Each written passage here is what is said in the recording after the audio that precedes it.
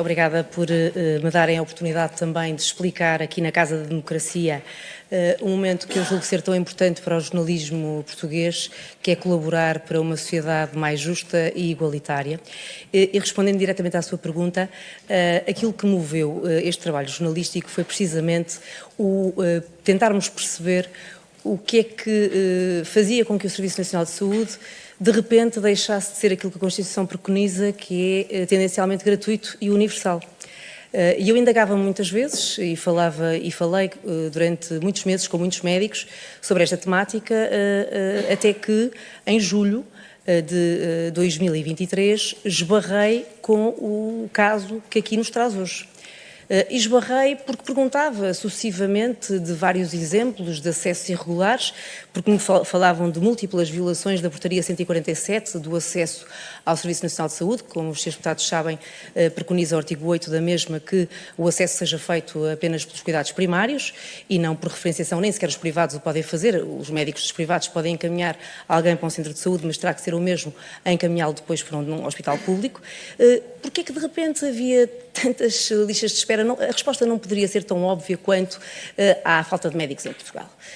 E de repente esbarro neste caso, isto em julho de 2023, os senhores deputados serão recordados que a primeira reportagem que desencadeia este processo é 3 de novembro, portanto 4 meses antes, julgo que percebem que foi um trabalho árduo de investigação da nossa parte até chegarmos a uma primeira fase em que nos permitiu colocar uma reportagem no ar. Reportagem essa que foi amplamente discutida com a Direção de Informação, que acompanhou a par e passo todo o trabalho que fui desenvolvendo. Trabalho esse que não é exclusivamente meu. E exclusivamente até acaba por ser a palavra certa, porque foi um trabalho da equipa do Exclusivo, coordenada por mim. Começa comigo, mas depois é criada uma task force, da qual fazem parte vários jornalistas. Ao longo desta audição seguramente irei falar deles, que me ajudam a concretizar este trabalho. E, portanto, o que me trouxe aqui foi exatamente esta questão, foi perceber o que é que se passa no Serviço Nacional de Saúde. Não sei se o Sr. Deputado quer que eu explique o resto do trabalho, se quiser, prescindi porque achei que não valeria a pena amassar-vos, uma vez que já tenho falado tanto sobre este processo de uma declaração inicial, mas se quiser eu também conto-lhe o percurso todo, desde 3 de novembro até agora, até foi mais cedo, até 10 de janeiro foi a última reportagem que fizemos e julgo que, se não contei mal, teremos feito umas 25 reportagens, fora aquelas que fizemos nos jornais diariamente. Portanto, a 3 de novembro o que aconteceu foi algo bastante inusitado, que eu acho que tem o maior interesse público partilhar convosco e partilhar através de vós com o país. A 3 de novembro nós estamos em condições, quando eu digo nós, TVI-CN em Portugal, de avançar que de facto tinha havido uma mãe, e eu vou referir as vezes que forem necessárias. Este trabalho nunca foi sobre nenhuma mãe, nem sobre nenhuma gêmeas. Este trabalho foi sempre e apenas sobre a existência ou não de interferência política no acesso ao Serviço Nacional de Saúde, fosse por quem fosse. Por acaso foi este caso, como poderia ter sido outro.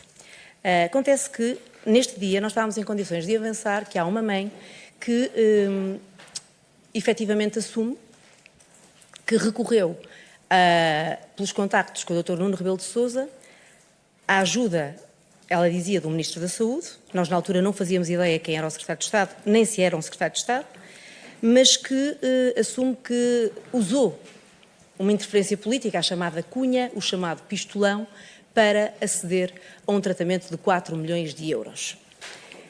Ora, eu julgo que para nenhum dos senhores será indiferente que isto é de inegável interesse público. Mas a questão principal prende-se com o que lhes vou contar agora.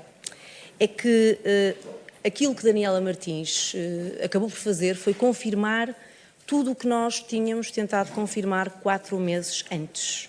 O trabalho começa exatamente porque uma das pessoas com quem eu falo me diz há um caso de umas gêmeas luso-brasileiras. Vou contar o que me era dito à época, que se naturalizaram apenas para vir para Portugal receber o tratamento, tanto que só vieram cá para tomar o Zolgensma e já foram embora para o Brasil, não residem cá, o que era uma das condições sine qua non para este tratamento, era a residência em Portugal, e já estão no Brasil desde janeiro. não vêm sequer às consultas de continuidade, o que impede o Hospital de Santa Maria de aferir se o tratamento é ou não é eficaz, porque isso permitiria ou não ressarcir os cofres do Estado por parte do laboratório, caso ele não funcionasse com este medicamento. E atenção, elas não vieram salvar-se a Portugal. E este é o primeiro grande equívoco que eu gostava que hoje ficasse definitivamente desfeito aqui. Eu ouvi com atenção o Dr. Tiago Proença dos Santos e ele disse algo que eu julgo que muitos de vocês ainda não entenderam. É que estas crianças, se não tivessem tomado o Spinraza no Brasil, imediatamente elas hoje estariam mortas. Estas crianças trocaram de medicamento em Portugal. Porquê? Porque Portugal, a parte dos Estados Unidos, era o único país europeu que, por força do caso Matilde e Natália, se tinha adiantado em agosto, sem autorização da Agência Europeia de Medicamento, e tinha decidido atribuir este medicamento gratuitamente no Serviço Nacional de Saúde, melhor, no Hospital de Santa Maria. Porquê? Porque estas gêmeas tentaram recorrer ao Hospital Dona Estefânia. E o Dr. José Pedro Vieira foi muito contundente. Não dou. Não dou, porque elas têm 15 meses de idade. Este tratamento só é eficaz até aos 2 anos de idade. E com muita sorte, só vamos ter autorização para lhe dar aos 19 meses de idade e isso já pode provar a sua ineficácia. O Dr. José Pedro Vieira não tinha o mesmo problema da doutora Teresa Moreno. Porquê? O Hospital Dona Estefânia nunca tinha dado este medicamento. Não tinha por que o dar. Já o Hospital de Santa Maria tinha um grande problema, tinha-o dado. E a doutora Teresa Moreno tinha outro grande problema, que tinha a sua caixa de e-mail inundada de vários casos, a pedirem o mesmo. Quando recebe a indicação, que aqui já foi dada, de que deveria marcar uma consulta por indicação do Secretário de Estado. Ora, eu sabia isto. Não sabia como provar. Não sabia como demonstrar. Nem tinha a certeza absoluta que assim fosse. E daí ter demorado 4 meses. Então o que é que eu decidi no meu trabalho de investigação? Mobilizar uma equipa. Mobilizar uma equipa para que tentássemos demonstrar se havia forma de provar que isto tinha ocorrido nestes termos. Ou seja, que tinha havido uma interferência, a começar do Dr. Nuno Rebelo de Sousa, passando pelo pai, até chegar ao Governo, até chegar ao Santa Maria e ter-se concretizado este tratamento que, repito, não salvou a vida de ninguém. Estavam salvas desde que vieram do Brasil. Vieram cá apenas trocar o medicamento. O Spinraza pelo Zolgensma, que hoje está definitivamente provado que tem o mesmo grau de eficácia, só tem uma toma diferente. Uma é única, a outra é quadrimestral. Não havia grandes possibilidades a não ser falar com a mãe. A mãe ainda hoje tem 49 mil seguidores no Instagram e continua a publicar as fotos das filhas em ações de promoção e de crowdfunding, porque, ao que julgo saber, também terá pedido outro medicamento sucedâneo deste, que é o Redisplatin. Ora, acontece que, quando contactamos esta mãe está no Brasil. E é a minha colega Anabela Vaz Jacinto que a contacta e que lhe pede uma entrevista, ao que ela acede. E combinámos com ela, com toda a autorização expressa, que iríamos fazer da seguinte forma. Íamos colocar uma chamada Zoom em Portugal, ou Zoom, ou Skype, já não me recordo bem qual foi o dispositivo utilizado, e iríamos colocar uma equipa de reportagem no local, no Brasil, de forma a que pudéssemos estar repórteres do Brasil, o nosso correspondente Nelson Garron no Brasil, e nós cá assistirmos à conversa. E aconteceu aqui o inusitado. Porque nenhum de nós, como deve imaginar, eu não sou daquelas que faz jornalismo com as conclusões tiradas, eu parto para as questões de mente aberta e imaginaria o que ia acontecer nessa conversa. O que é facto é que nós perguntámos diversas vezes a Daniela Martins de que forma é que ela tinha acedido ao Serviço Nacional de Saúde, uma vez que era brasileira, e que, por coincidência, ela que é muito ativa nas redes sociais, no período em que vem para Portugal, não conta que está em Portugal, não refere que vai tomar um medicamento em Portugal, há ali uma espécie de lapso sobre o que faz naqueles meses de vida, e ela responde sempre que foi tudo normal, conseguiu de forma normal, as crianças são portuguesas e, portanto, tudo normal. E desliga a chamada. E passados uns 5 minutos eu recebo uma das chamadas mais inacreditáveis da minha vida, que é uma chamada do Nelson Garron a dizer-me: tu não acreditas no que acaba de acontecer. Então diz: Nelson, olha, assim que ela desligou o Zoom, eu estava aqui, continuei a gravar, e ela disse, não sei explicar como, foi uma coisa espontânea, disse: olha, acabei de mentir, já não aguento mais, acabei de mentir, isto não foi nada assim, Nós conhecemos a mulher do filho do Presidente, entretanto o Nuno Rebelo de Sousa já foi lá à casa, conhece as miúdas, disse que nos ia ajudar, ajudou-nos com tudo, falou com toda a gente, disse que nós tínhamos garantias e cobertura até ao mais alto nível e que, portanto, se estivéssemos descansados que íamos conseguir, e assim foi.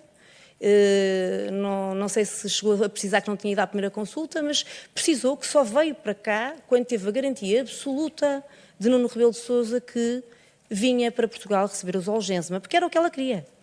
E isto é comprovado através da documentação que já revelamos da seguradora. Ela tem um litígio com a seguradora por causa do acesso ao Zolgensma, medicamento que a seguradora no Brasil não queria pagar. Ora, Srs. Deputados, coloquem-se na minha posição, não sendo jornalistas. É inevitável a qualquer jornalista que é colocado perante uma mentira a certificação de qual é a versão correta. Porque eu volto a referir, eu sou uma pessoa da mente muito aberta. Vamos lá ver. Ela diz uma coisa quando estamos em Zoom, diz outra coisa a ti, a alguém ela mentiu, resta saber a quem. Portanto, se fazes favor, voltas a contactar a Daniela Martins, voltas a pedir-lhe esclarecimentos e combinas com ela de forma a voltarmos a gravar e a certificarmos, e o ponto é este, teres a certeza absoluta de que a senhora não se enganou e que, de facto, só entrou no Serviço Nacional de Saúde violando a portaria 147, o que constitui a tal infração que a IGAS aponta e que atribui ao Sr. Secretário de Estado Lacerda Salles. E assim foi. O Nelson Garron, com autorização expressa da mãe, vai de novo à casa dela, instala o equipamento de gravação à vista dela, coloca-lhe o microfone à vista dela, capta as imagens que está a captar e continua a conversar com ela. E volta a referir-lhe a pergunta como é que ela acedeu ao Serviço Nacional de Saúde. E ela responde aquilo que os senhores viram em excerto e que eu vi totalmente. E não há a menor dúvida que aquilo que ela diz é aquilo que ela diz e que ela veio a esta comissão dizer que disse por vaidade, já depois de ter dito à RTP que era tudo descontextualizado, já depois de nos ter ameaçado com um sem fim de processos por termos mentido, razão pela qual hoje o Dr. Pedro Duro está aqui comigo apenas e só para garantir que continua a acompanhar o processo que tem vindo a acompanhar desde o início, porque assim que falei com o advogado que também aqui esteve presente, o Wilson Bicalho, foi de uma hostilidade tremenda que levou a TVI naturalmente a tomar as suas precauções para qualquer iminência, sendo que já fomos ameaçados de várias maneiras, mas não sabemos judicialmente, eu não sou arguida em coisa alguma, pelo menos que eu saiba, mas temos uma decisão da Comissão da Carteira Profissional que nos deu a inteira razão ao interpretar, depois de queixa da família, que aquilo que nós fizemos e a forma como procedemos está completamente calibrada e blindada pelo interesse público. Daí que esteja aqui a explicar a par e passo o que é que fizemos. Sandra, permita-me só que lhe faça uma interrupção.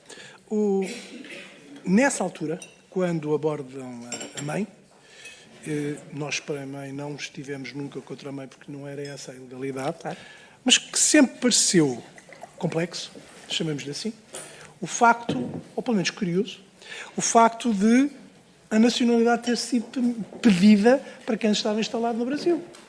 Nunca acharam isso também, no mínimo, curioso? Sr. Deputado, o Sr. Deputado agora está a tomar por certas verdades que nós na altura não tínhamos por certas. Ou seja, a indicação que nós tínhamos era de que a mãe tinha adquirido a nacionalidade para vir apenas cá tomar um medicamento, porque, na verdade, quem era português era o pai da mãe, portanto, o avô das crianças, e que depois tinha ido embora. Portanto, tinha sido uma coisa apenas para cumprir este procedimento. Nós não sabíamos ainda se isso era verdade ou não. Se bem se lembra, a primeira reportagem, a 3 de novembro e 10 de novembro, não fala nada da nacionalidade. E ao contrário do que muita gente tem aventado, quem coloca o tema da nacionalidade nem é a TV e a CNN. Quem coloca é o Observador. Eu já explicarei porque é que nós também falamos da nacionalidade. Mas esse tema nunca foi o nosso tema. Volto a repetir, o nosso tema é houve ou não houve interferência política que levou o Estado português, não foi a gastar 4 milhões de euros num tratamento que não salvou ninguém, num tratamento que serviu apenas para substituir um medicamento por outro. A nossa pergunta era se houvesse interferência que valeu não apenas 4 milhões de euros de gasto, mas muito mais, porque estas crianças tiveram, ao contrário de todas as outras que receberam o mesmo medicamento, direito a cadeiras elétricas, que mais nenhuma teve. E se alguma dúvida há sobre o objetivo desta reportagem, digo-lhe, Sr. Deputado, se não fosse graças à TV e CNN, o bebé Miguel ainda hoje não tinha uma cadeira de rodas. Porque o bebé Miguel, que recebeu o Zolgensma, que é filho de uma cidadã brasileira, residente em Portugal, imigrante legalizada, nunca teve direito a nada. E, portanto, nós estávamos manifestamente perante a evidência de casos ou seja, iguais, tratados todos de forma desigual. Mas voltando, só para não me perder, porque depois nós de repente tivemos aqui muitos factos que foram sendo conhecidos também com a ajuda vossa, mas eu vou tentar levar isto de forma a que não se confundam no que é que eu sabia à data dos factos. Portanto, a 3 de novembro eu só sei isto, e é aqui que eu gostava que se focassem. 3 de novembro. Se me permitem, eu vou tirar o meu telemóvel, porque eu vou ter que vos ler algo que acho importante ler. E que não está, e que não é confidencial, porque eu nunca falei com o Sr. Presidente da República como uma pessoa em off the record, falei sempre com o Sr. Presidente da República na qualidade de jornalista e ele na qualidade de Presidente. 3 de novembro tomaram todos nota, pois a dia 23/10, uma semana antes, eu escrevi assim: boa tarde, Sr. Presidente, sou a Sandra Felgueiras, como sabe, tenho um assunto da máxima urgência para falar consigo. Preferia explicar-lhe pessoalmente ou via WhatsApp, sem intermissão do gabinete de imprensa. Aguardo a sua resposta, senão enviarei pela via normal. Cumprimentos, Sandra Felgueiras. Este WhatsApp é enviado às 16h33. Ora, neste mesmo dia, às 16h44, o meu colega Nuno Guedes envia para o gabinete da atual Sra. Ministra da Saúde, à época Presidente do Hospital de Santa Maria, um largo e-mail em que explica todo o processo e tudo o que nós sabíamos no dia 23 de outubro. Víamos por este meio colocar as seguintes questões à administração do vosso hospital, e eu passo a ler só as questões para vos poupar aqui a amassada do contexto todo, mas que é um contexto que é franco e honesto. Independentemente de quererem enviar uma resposta única, agradecíamos que respondessem a esta questão de forma clara e inequívoca. Negam qualquer contacto do Presidente da República sobre este assunto? O assunto é gêmeas? Qual o papel do contacto do Presidente da República e de alguém do Ministério da Saúde numa decisão que devia, acima de tudo, ser clínica? É costume receber e-mails ou contactos da Presidência da República em relação a casos clínicos? Consideram um bom ato de gestão dar-lhes sequência? Como justificam a administração do fármaco Zolgensma a estas gêmeas, contrariando a posição inicial dos médicos? Este e-mail data das 16h42, não acontece nada, não se recebe resposta nenhuma, e estou eu a apresentar o Jornal Nacional e às 20h57 deste dia, aliás, 20h57 deste dia, recebo uma chamada que não atendo naturalmente o Sr. Presidente da República, depois recebo outra que também não atendo, estou a apresentar o jornal, e quando acaba o jornal, o meu colega Nuno Guedes, que à época ninguém sabia que trabalhava comigo neste caso, porque ainda por cima tinha sido recrutado para a minha equipa há pouquíssimo tempo, tinha-me deixado um WhatsApp que dizia: Sandra, por favor, não ligues a ninguém, liga-me de imediato, porque aconteceu aqui uma coisa muito estranha. E quando eu lhe ligo, o que ele tem para me dizer é: ligou-me o Presidente da República por WhatsApp, disse-me que sabia tudo sobre o que é que nós estamos a investigar, disse-me que procedeu da forma habitual, que sabia o que era o caso das gêmeas, que mandou para o Governo como fazem todos os outros casos e que, a partir daí, as coisas sucederam-se. Eu fiquei assim um bocadinho estupefacta e tal. Como é que o Presidente poderia saber de algo que nós nunca lhe perguntámos? E é algo que eu hoje ainda me intrigo, porque realmente a única entidade até aquele momento contactada tinha sido o Hospital de Santa Maria. A verdade é que, no decurso disto, e já com estes elementos da Daniela Martins obtidos, pedimos uma entrevista ao Sr. Presidente da República. O Sr. Presidente da República respondeu-me: Sandra, o melhor era nós fazermos esta entrevista em público. Ao que eu respondi ao Sr. Presidente: lamento imenso, mas isto não é um assunto para eu tratar em público. Isto é um assunto, porque, repara, eu vou ter que lhe colocar questões que eu não sei sequer se são verdade, se são mentira. Não vamos estar aqui a partilhar com outros jornalistas factos que estamos ainda a apurar e queremos dar todo o direito ao contraditório para que o senhor possa explicar a sua versão. Uma das coisas que ele tinha dito ao Nuno Guedes na primeira chamada que faz uma semana antes é que ia ver com o chefe da Casa Civil, Dr. Frutuoso de Melo, exatamente o que é que se tinha passado, para não estar a falar de cor. Eis não quando marcamos a entrevista para o dia 2 de novembro de 2023, Fica tudo combinado às 15h25 entre mim e o Sr. Presidente e às 19 horas o Nuno Guedes chega à redação e diz: o Sr. Presidente diz que não se lembra de nenhum contacto do filho, nem da nora, nem de ninguém. E eu olhei para ele e disse: pois, teve uma semana para contactar o Dr. Frutuoso de Melo, para perguntar o que é que se passa em relação a isto, e não se lembra. Nessa altura nós já tínhamos encetado contato com um único médico que eu vou aqui louvar, porque ao contrário do que muita gente quis fazer crer, tentou falar mais do que sabia ou que devia, mas o Dr. Levi Gomes foi uma peça essencial nesta investigação, no sentido em que, se não fosse ele a ter verbalizado mais do que isso, a ter mostrado o e-mail que trocou com o Sr. Presidente Marcelo Rebelo de Sousa na altura, eventualmente também não estaríamos aqui. E-mail esse que permitiu que o Sr. Presidente da República eventualmente se recordasse que na altura, no Santa Maria, alguém lhe tinha perguntado se não era uma cunha presencial, porque se falava no Santa Maria e falava-se noutros hospitais, porque esta informação correu entre vários médicos de vários hospitais, havia uma cunha, isso era do Sr. Presidente. E o Levi Gomes perguntou isso ao Sr. Presidente, o Sr. Presidente respondeu-lhe: meu caro amigo, de facto foi o meu filho Nuno que me encaminhou este assunto ao qual dei o mesmo tratamento que dei a todos os outros casos, e já lá vamos. Ora, eu pergunto-me porque é que durante uma semana o Sr. Presidente da República não pediu este dossiê ao Dr. Frutuoso de Melo, que tem 17 páginas, que os senhores o têm, não é? Que é o dossiê com todos os e-mails trocados entre a Presidência, Nuno Rebelo de Sousa e entre eles, porque rapidamente tinha ido aqui à primeira página e via que dia 11 de outubro Nuno Rebelo de Sousa manda um e-mail que diz: olá pai, os pais destas gêmeas são muito amigos dos amigos nossos. Cá está a nacionalidade, que é o meu ponto. Temos estado 100% focados tentando ajudar as gêmeas a conseguir os cartões de cidadão, o que já está. E agora precisamos de uma ajuda maior. E eu fiquei aqui, maior. Uma ajuda maior, porque a nacionalidade já está. O meu ponto com a nacionalidade, Sr. Deputado, nunca foi se foi em tempo recorde, se não foi em tempo recorde. Foi o mesmo ponto que para tudo o resto. Houve ou não houve interferência. Porque há amplas imagens do Presidente da Câmara de Comércio à época, Nuno Rebelo de Sousa, com o Sr. Cônsul da época, que também já aqui depôs, juntos, e de facto aconteceram vários procedimentos que os senhores já conhecem, desde a máquina que foi ao hospital, que tornaram tudo mais célere, e foram advogados de resto desta especialidade que nos disseram que de facto não são 14 dias, são aqueles 4 meses, de abril a setembro, que é um tempo muito rápido para se conseguir a nacionalidade.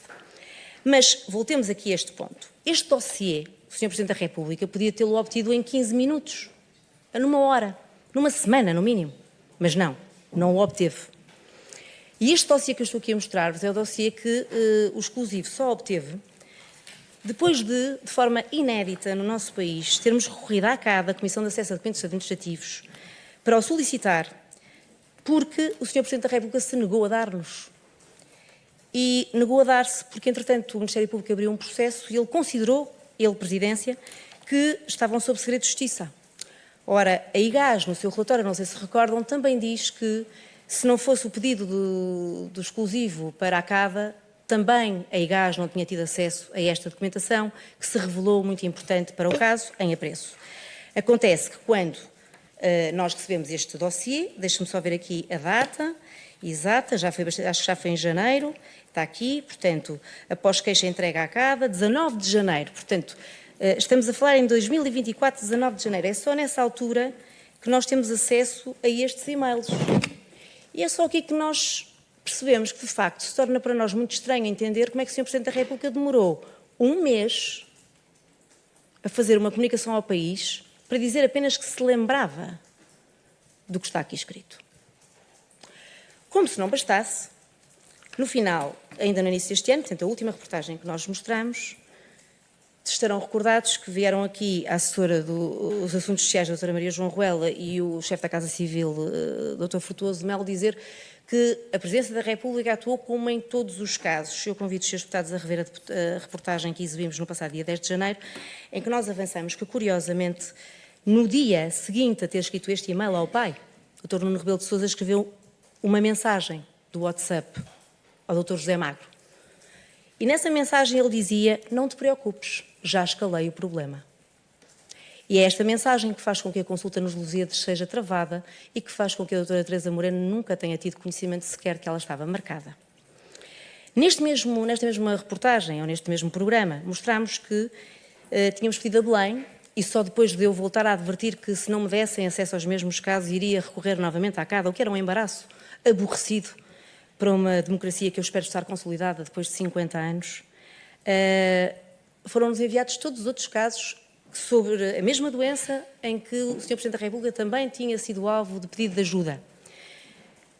E eram todos diferentes. Ou seja, em nenhum outro caso, o Sr. Presidente da República pediu a uma assessora para tratar pessoalmente o assunto. Em nenhum outro caso, uma assessora liga para hospitais para saber o que é que se passa. Em nenhum outro caso, há troca de correspondência entre o Dr. Frutuoso de Melo e Nuno Rebelo de Sousa, ou seja, entre o proponente, entre a pessoa que pede ajuda. Em todos os outros casos é chapa 4. O assunto foi reencaminhado para o Governo procederá como lhe compete e como entenderá. Este é o único caso em que os senhores têm 17 páginas. Exceto no caso da bebé Matilde. Não, exceto no caso da bebé Matilde também não há. Não, a resposta... Houve um movimento mais generalizado, não? Quero falar sobre a bebé Matilde, Sr. Deputado, vamos a isso. Estou a dizer que há mais casos. Não. Mas eu estou-lhe a dizer que neste caso está a bebé Matilde. No caso da bebé Matilde, a resposta do Sr. Presidente da República, essa é a mais fácil de lhe explicar, é: o Governo já tratou. Como o senhor se recorda, o Sr. Deputado se recorda, desculpa, o caso da bebé Matilde é o caso que desencadeia o facto de Portugal ser, à época, o único Estado da União Europeia que autorizou o medicamento. O que é que aconteceu? No caso da bebé Matilde, e recordem-se que estamos em plena pandemia, estamos, portanto, com o período em que não é preciso pedir autorizações prévias ao Tribunal de Contas para a utilização de medicamentos acima dos 750 mil euros, o Governo português dá autorização para que o Hospital de Santa Maria, porque é lá que está a Matilde, e a doutora Teresa Moreno recusa-se a dar o medicamento apenas à Matilde sem dar à Natália, que estavam as duas diagnosticadas, apenas porque ela tem consciência de que há um movimento brutal na sociedade pela Matilde, mas que há uma criança igual à Matilde, que os pais não tiveram, não sei, capacidade, know-how para fazer o mesmo alarido público, mas que tinha a mesma doença, as mesmas necessidades e logo o mesmo tratamento. Ora, nessa altura, o que acontece é que o Governo toma por sua iniciativa a decisão de manda tomar um medicamento. E como se recordarão, os pais da bebé Matilde reuniram os 2 milhões de euros, que eram necessários, e ainda assim o Governo português pagou o medicamento. Pronto. E a este caso, a Presidência responde, está nesta reportagem, se o Sr. Deputado quiser revê-la, 10 de janeiro, volto a repetir, a Presidência responde apenas: o Governo já tratou. O que era verdade, o Governo já tratou. Não há contactos para hospitais. Qual é o problema que se coloca a partir do caso da bebé Matilde e Natália? É que a doutora Teresa Moreno, que tinha aparecido na televisão a dar a cara pelo tratamento e que, de repente, tinha apresentado o medicamento e vamos outra vez recuar a 2019, o conhecimento que existia na altura era parco sobre a eficácia do medicamento, não se sabia exatamente, ou entre os clínicos havia a dúvida se o Spinraza era tão eficaz como o Zolgensma. Para o Dr. José Pedro Vieira dos Stefani isto nunca se colocou, porque ele sempre duvidou da sua eficácia, ou melhor, sempre duvidou que ele fosse mais eficaz do que o Spinraza, é o que eu quero dizer. Ela depara-se com um problema, que é, ela começa a ter a caixa de e-mail, parece a minha caixa de exclusivo. A cada dia que eu falo, peço perdão pela palavra tão popular, mas pingam e-mails. O dela também começou a pingar e-mails. E ela recebe uma indicação superior, como ela aqui veio explicar, de que aquelas gêmeas eram para tratar. E ela já tinha recebido correspondência sobre elas. Ela diz: mas como é que eu agora vou responder este e-mail e não respondo aos outros? E a desigualdade começa aqui. Aquilo que muitos senhores deputados não perceberam quando falavam em lista de espera. Nós nunca falámos em lista de espera. Não há lista de espera para doenças raras. Não existe. Existe um e-mail de uma pessoa que tem o dever deontológico de tratar o igual como igual e que tem casos iguais e que diz assim aos superiores hierárquicos: se me puserem estas crianças todas à frente, eu gasto 2 milhões por cabeça. E quem paga, Sr. Deputado? O Hospital de Santa Maria. Porque o Governo da época decidiu dar luz verde ao medicamento, mas quem ficou a pagar foi o Hospital de Santa Maria. Daí que o Sr. Deputado tenha tido aqui o Dr. Daniel Ferro e a atual Ministra da Saúde a dizer que ainda estão à espera de saber o que é que vai acontecer a esse dinheiro. Porque esse déficit foi imputado diretamente ao hospital. O Dr. Daniel Ferro veio aqui dizer, daí que eu também estranho muito, e já lá vou, a resposta da Dra. Marta Temido, que também contactei nesta mesma altura, que não soube de nada. Sabe porquê? O Dr. Daniel Ferro disse aqui, os senhores ouviram, que enviou 2 cartas, não foi uma, foram 2 cartas para o Ministério da Saúde a dizer, atenção, que são gastos exorbitantes, nós não temos capacidade para pagar. E eu pergunto-me se 2 secretários de Estado, à época, Lacerda Salles e Jamila Madeira, recebem umas comunicações destas sobre 4 milhões de euros. Até vou permitir-me citar o Dr. Tiago Proença dos Santos, que aqui ouvi. Não são propriamente uma gota no oceano, porque meia gota dava para construir um pavilhão pediátrico, e daqui a indignação dos médicos, que eles tanto precisam há 30 anos e não o têm. E a Ministra não sabe que há um problema no Santa Maria que envolve tanto dinheiro? Alessandra, estará bem recordada do que é que a ex-ministra Marta Temido veio aqui à Comissão dizer a esse propósito, dizendo, inclusivamente, a pergunta minha, que, aliás, que correspondia até a uma entrevista que ela tinha dado à Rádio Renascença, ela utilizou a expressão que não falava com o Lacerda Salles porque tinham decidido fazer isso para se preservarem. E eu perguntei-lhe, para se preservar de quê? E, obviamente, que isso não faria sentido a Ministra nem sequer ter conhecimento da situação, porque senão não precisava de falar e dizer que se precisava de preservar, como é óbvio. Eu, se bem interpretei, Sr. Deputado, julgo que a Dra. Marta Temido respondeu a isso em relação ao pós-investigação do exclusivo. A pergunta que eu lhe fiz não foi ao pós. A pergunta que eu lhe fiz foi antes de emitir a reportagem de 3 de novembro. E essa conversa também não foi em off the record, foi uma conversa que eu tive com ela ao telefone, lembro-me bem, um dia de manhã, ainda estava em casa, liguei-lhe, perguntei-lhe, doutora, por acaso lembra-se, isto foi antes das europeias, bastante antes, não é? Lembra-se, isto para dizer que não havia nenhum tema, ou seja, que pudesse melindrala, julgo eu, do ponto de vista eleitoral? Aqui um tema das gêmeas que vieram cá tomar um medicamento para uma doença, atrofia muscular espinhal, e ela responde-me, tenho ideia dessas gêmeas, de facto, mas tinha ficado com a sensação de que elas não tinham tomado um medicamento. E essa foi a resposta. E na altura, e este dado também é muito curioso, porque de repente já está a informação toda baralhada, eu queria mesmo aproveitar este momento aqui para desconstruir. Nós não fazíamos ideia quem era a tal pessoa do governo, ou seja, nós sabíamos, pensávamos que sabíamos, que o caso começava em Daniela Martins, a nora Juliana, o filho do Presidente Nuno Rebelo de Sousa, o pai, depois alguém do governo, mas não sabíamos quem. E tínhamos um problema. Sabe qual é, Sr. Deputado? É que justamente neste período coincide com a saída do Dr. Francisco Ramos e a entrada do Dr. António Lacerda Salles para o governo. E, portanto, nós tínhamos aqui um problema que é quem era o secretário de Estado na altura? Sabemos quem é que é o secretário de Estado. E eu perguntei à doutora Marta Temido. E é ela que me diz, eu acho que era o Lacerda Salles. E eu não tenho certeza nenhuma, portanto fizemos a reportagem sem falar nesse tema, porque nós, ou seja, ela desmentia. Nós, acho que dissemos na reportagem, quase tenho a certeza, que contactámos a Ministra, que a Ministra não sabia de nada, ou que não tinha conhecimento do caso, e depois a 10 de novembro, e esta frase eu recordo-me bem, que fui eu que falei com o Dr. Lacerda Salles, o que é que acontece? Eu consigo ter acesso à documentação interna do hospital que mostra que a doutora Teresa Moreno, que vocês já aqui mostraram, de cada vez que marcou uma consulta para as gêmeas, disse a pedido do Secretário de Estado. E é aí que fico com a pulga atrás da orelha, espera lá. Ela não escreveu a pedido do Presidente. Nos corredores, o que se dizia era sempre as meninas do Presidente e a cunha do Presidente. Mas é a médica o que escreveu. E eu seguramente sei. No processo clínico. Diga? No processo clínico. O que escreveu foi a pedido do Secretário de Estado. E então o que pego é olhar para a data do que a médica, da consulta, não me recordo bem qual era a data neste momento, mas julgo que era dezembro, porque a primeira consulta à qual é 5 de dezembro, 5.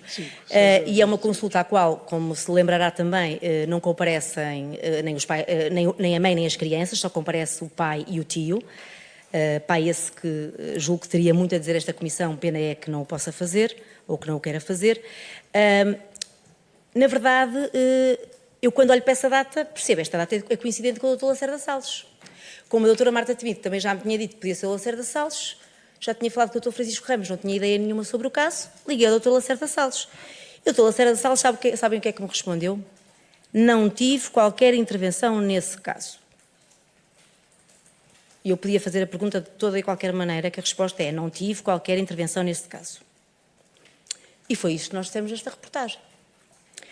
O Dr. Lacerda Salles demorou um mês, e só depois de nós termos noticiado que ele se tinha reunido com o Dr. Nuno Rebelo de Sousa, logo depois, pouquíssimo tempo depois, dias depois, demorou um mês a dar uma entrevista ao Expresso, porque a mim nunca me deu, a dizer que afinal de facto tinha-se reunido com o Nuno Rebelo de Sousa. E depois aqui entram as variações das versões, não é? Nuno Rebelo de Sousa diz ao Ministério Público que só falou com ele acerca das gêmeas já quando estava no Brasil. A doutora Lacerda Salles diz que ele lhe falou naquele momento. Depois temos a versão da doutora Carla Silva, secretária à época, que vem aqui dizer preto no branco que foi ela que ligou. E vamos aqui pegar no fio à meada, Sr. Deputado, para lhe responder a tudo. Desde o dia, não sei quantos de julho de 2023, até hoje, o que o exclusivo da TV e CNN Portugal fizeram foi estabelecer um fio cronológico, que é o que está aqui. E é a única coisa que eu trago, porque de resto tenho na minha cabeça e consigo dizer praticamente de memória.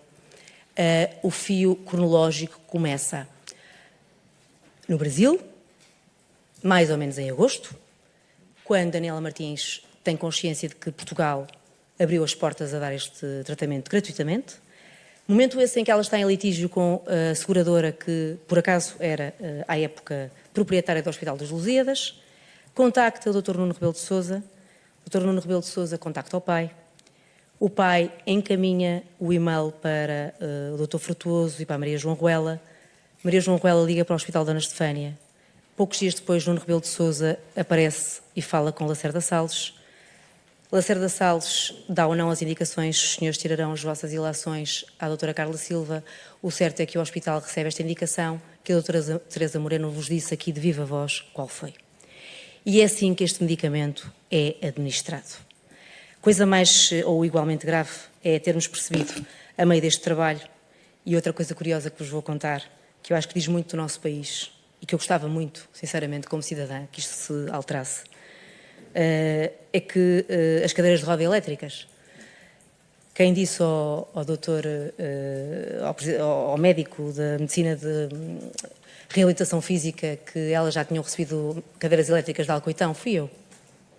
E ele só me disse: não me diga isso. Então as cadeiras estão aqui paradas por isso. É, doutor. Estas foram-lhe dadas pela Segurança Social.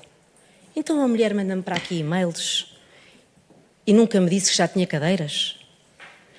Pois, doutor, a boa fé fica com quem quiser, não é? O que eu lhe estou a dizer é aquilo que eu sei, já tem cadeiras elétricas. Mas o que eu gostava que o doutor me dissesse é porque é que ela tem cadeiras elétricas. E o doutor respondeu-me: porque ela é tão persuasiva. Doutor, quanto o Serviço Nacional de Saúde responder aos cidadãos por capacidade de persuasão, nós estamos todos bem entregues. E é aí que eu começo, de certa forma, na minha perspectiva humanista, a ver se consigo ajudar o Miguel, cuja mãe, e eu gostava aqui de repetir isso, porque cada vez que eu repito, alguém se lembra de doar mais algum dinheiro para a mãe do Miguel, que deixou de trabalhar, imigrante brasileira, volto a repetir, não há aqui nenhuma discriminação racial, nem nenhuma xenofobia, não há aqui nada disso, nem nunca houve, não me interessa, nem nunca me interessou, e aliás lamento muito ter que falar de crianças em particular, eu que sou mãe, não tenho nada contra esta mãe, pelo contrário, é uma mãe que fez o que achou que devia fazer, quem sou eu para a julgar? O que está aqui em causa é se as pessoas podem, dentro das funções que lhes estão acometidas durante funções públicas, seja Presidente da República, seja Secretário de Estado, seja Diretor Clínico de um hospital, usar essas funções para favorecer A, B, C ou D. Foi única e exclusivamente isto que nos moveu. As conclusões serão vossas, do Ministério Público. A IGA já tirou as suas. A Comissão da Carteira Profissional já tirou as dela em relação ao nosso trabalho, que disse que era exemplar e que cumpria o interesse público. Eu, da minha parte, Sr. Deputado, o que tenho a dizer-lhe sobre este caso é que estou de consciência muito tranquila quanto a ele, mas de consciência muito intranquila em relação àquilo que este caso e aquilo que ele significa pode contribuir para mudar o acesso ao Serviço Nacional de Saúde. Porque tenho sempre esta sensação de que cai tudo em saco roto. E é disto que eu acho que os senhores deputados também, se me permitem, se deveriam ocupar em terminar com este distanciamento que existe entre esta Casa da Democracia e os cidadãos lá fora, que vos pedem diariamente, porque é isso que me dizem a mim, quando dizem que já vos contactaram a vós, que ouçam aquilo que eles têm para vos dizer, nomeadamente que não conseguem ir às consultas, que não conseguem ter um internamento, que não conseguem nada, mas que sabem que há outros que lhes passam à frente. E o único objetivo desta reportagem foi este, não foi outro. Muito obrigado pela sua descrição. No fundo, confirma tudo aquilo que nós temos visto e ouvido até agora. Com alguns pormenores adicionais, mas que confirmam apenas aquilo que há de ser revertido a posteriori depois nas nossas conclusões. Mas há espaços ainda que eu julgo que ficaram aqui por esclarecer, nomeadamente, e não sei se consegue ajudar-nos nesse aspecto, que é a partir do momento em que a doutora Teresa Moreno acede à informação, ou seja, que inicia o processo e que marca a primeira consulta e todo o vai e vem que depois acontece dentro do hospital. E quando eu digo vai e vem, e referiu-se a isso 2 vezes, pelo menos, que é a decisão, no processo clínico, quando ela escreve a pedido do Secretário de Estado, quando vai para o Conselho de Administração, primeiro a intervenção da professora Ana Isabel Lopes, depois, mais tarde, a intervenção do diretor clínico, que é membro também do Conselho de Administração, e o impacto que isto tem financeiro junto com o Conselho de Administração, que leva à tal carta, a primeira carta do Dr. Daniel Ferro, de 21 de novembro, que pede verbas adicionais para repor o desvio financeiro que tem o hospital. Consegue ajudar-nos, na sua perspectiva, na perspectiva da investigação que fizeram, em que medida que isto sai da Teresa Moreno, que necessariamente não tem é clínica, e portanto a decisão aqui também era clínica, e ela própria já o assumiu, mas como é que isto chega ao Dr. Luís Pinheiro e depois volta para baixo, com que autoridade, o que é que influencia o Luís Pinheiro para dar esta ordem para fazer este tratamento? Sr. Deputado, com a factualidade que eu tenho, a minha linha cronológica é ligeiramente diferente da sua. Passo a explicar porquê. A linha cronológica que eu tenho dita-me que a doutora Teresa Moreno, quando ainda verbalmente é informada pela doutora Ana Isabel Lopes, que é para cumprir, porque são ordens superiores, é anterior à carta. Ou seja, é perante o facto, isto é o que eu sei hoje, não era o que eu sabia à época. Deixar muito claro que eu não tinha falado sequer com a doutora Teresa Moreno, nem nunca falei sobre este assunto. O que eu sabia à época é que a doutora Teresa Moreno ficou tão indignada com isto que falou com os colegas. E, portanto, os colegas falaram com outros colegas e toda a gente ficou a saber, porque não era tabu no hospital, que de repente estavam a receber ordens superiores para ela marcar uma consulta. E é perante esta indignação da doutora Teresa Moreno, que decidem todos os neuropediatras, e eu julgo que isto já vos foi contado pelos próprios, escrever a tal carta que desapareceu.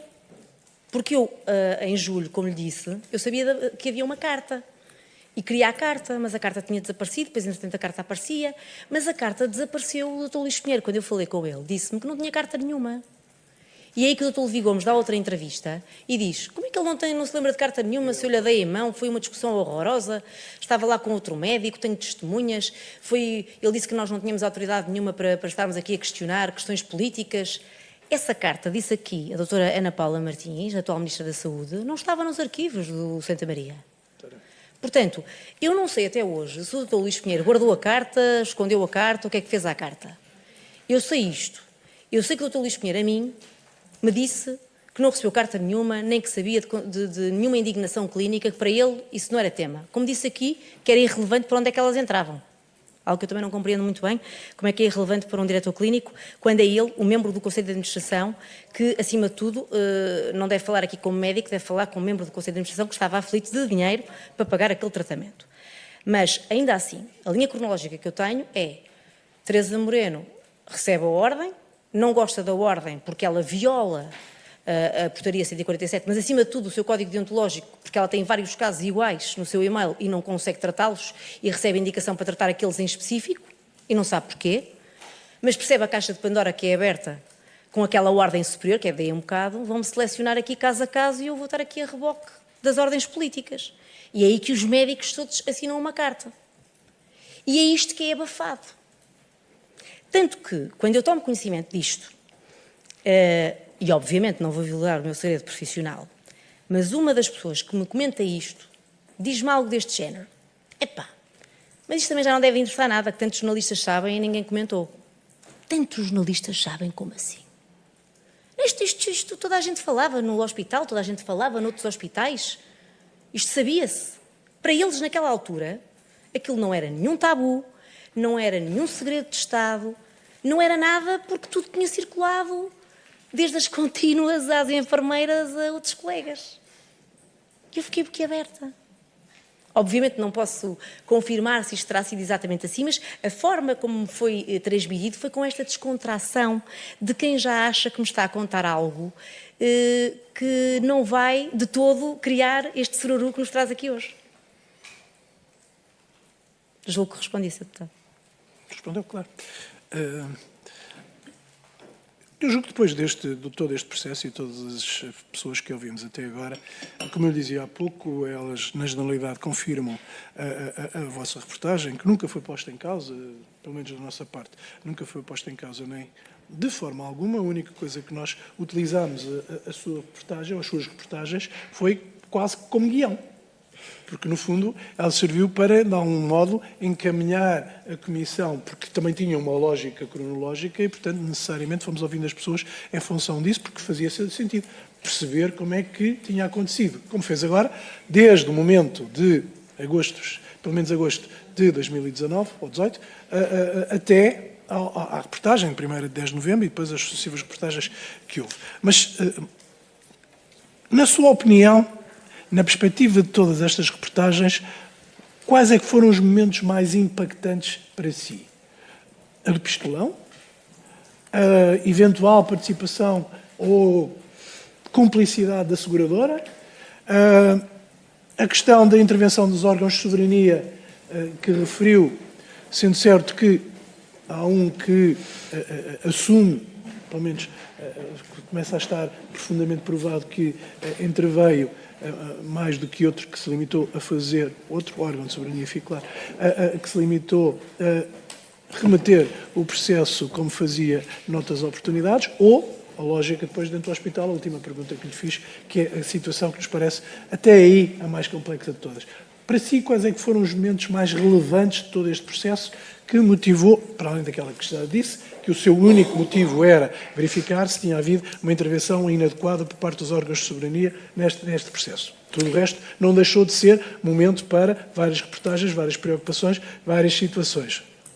Sr. Deputado, factualmente, que é tudo o que me interessa, factos, o que mais me impactou foram os silêncios, as tentativas de omissão, porque só esconde quem tem um problema para esconder. Quem não tem um problema para esconder diz logo a verdade. Se o Sr. Presidente da República me tivesse respondido tudo o que havia para responder e que estava aqui, no dia 23 de outubro de 2023, às tantas não estávamos aqui. Mas o Sr. Presidente da República, que tem tanto tentado dizer que agiu como em todos os outros casos, não só já vos demonstrei que não agiu, como não quis que eu visse isto, não quis que o país visse isto, Mas viu? não quer que se fale neste assunto, e a pergunta que eu faço é porquê? Mas viu? E recebeu os documentos todos, eu sei, por todo o percurso, como nos disse. Sr. Deputado, o senhor perguntou-me Câmara, factualmente, eu não dou aqui a minha opinião, eu dou aqui factos. E os factos são estes. Eu peguei num caso em que fui avançando, como faço em todos. Eu faço jornalismo de investigação há 18 anos, desde 2007. Eu não tiro conclusões à partida, tiro à chegada. E eu não sou daquelas pessoas, nem nunca serei um pombo-correio a quem entrega um documento e põe no ar. Que apareça a primeira pessoa para dizer o contrário. Eu não percebo, não consigo entender porque é que houve tanta resistência por parte dos órgãos de soberania envolvidos neste caso a divulgar toda a informação que lhes foi solicitada.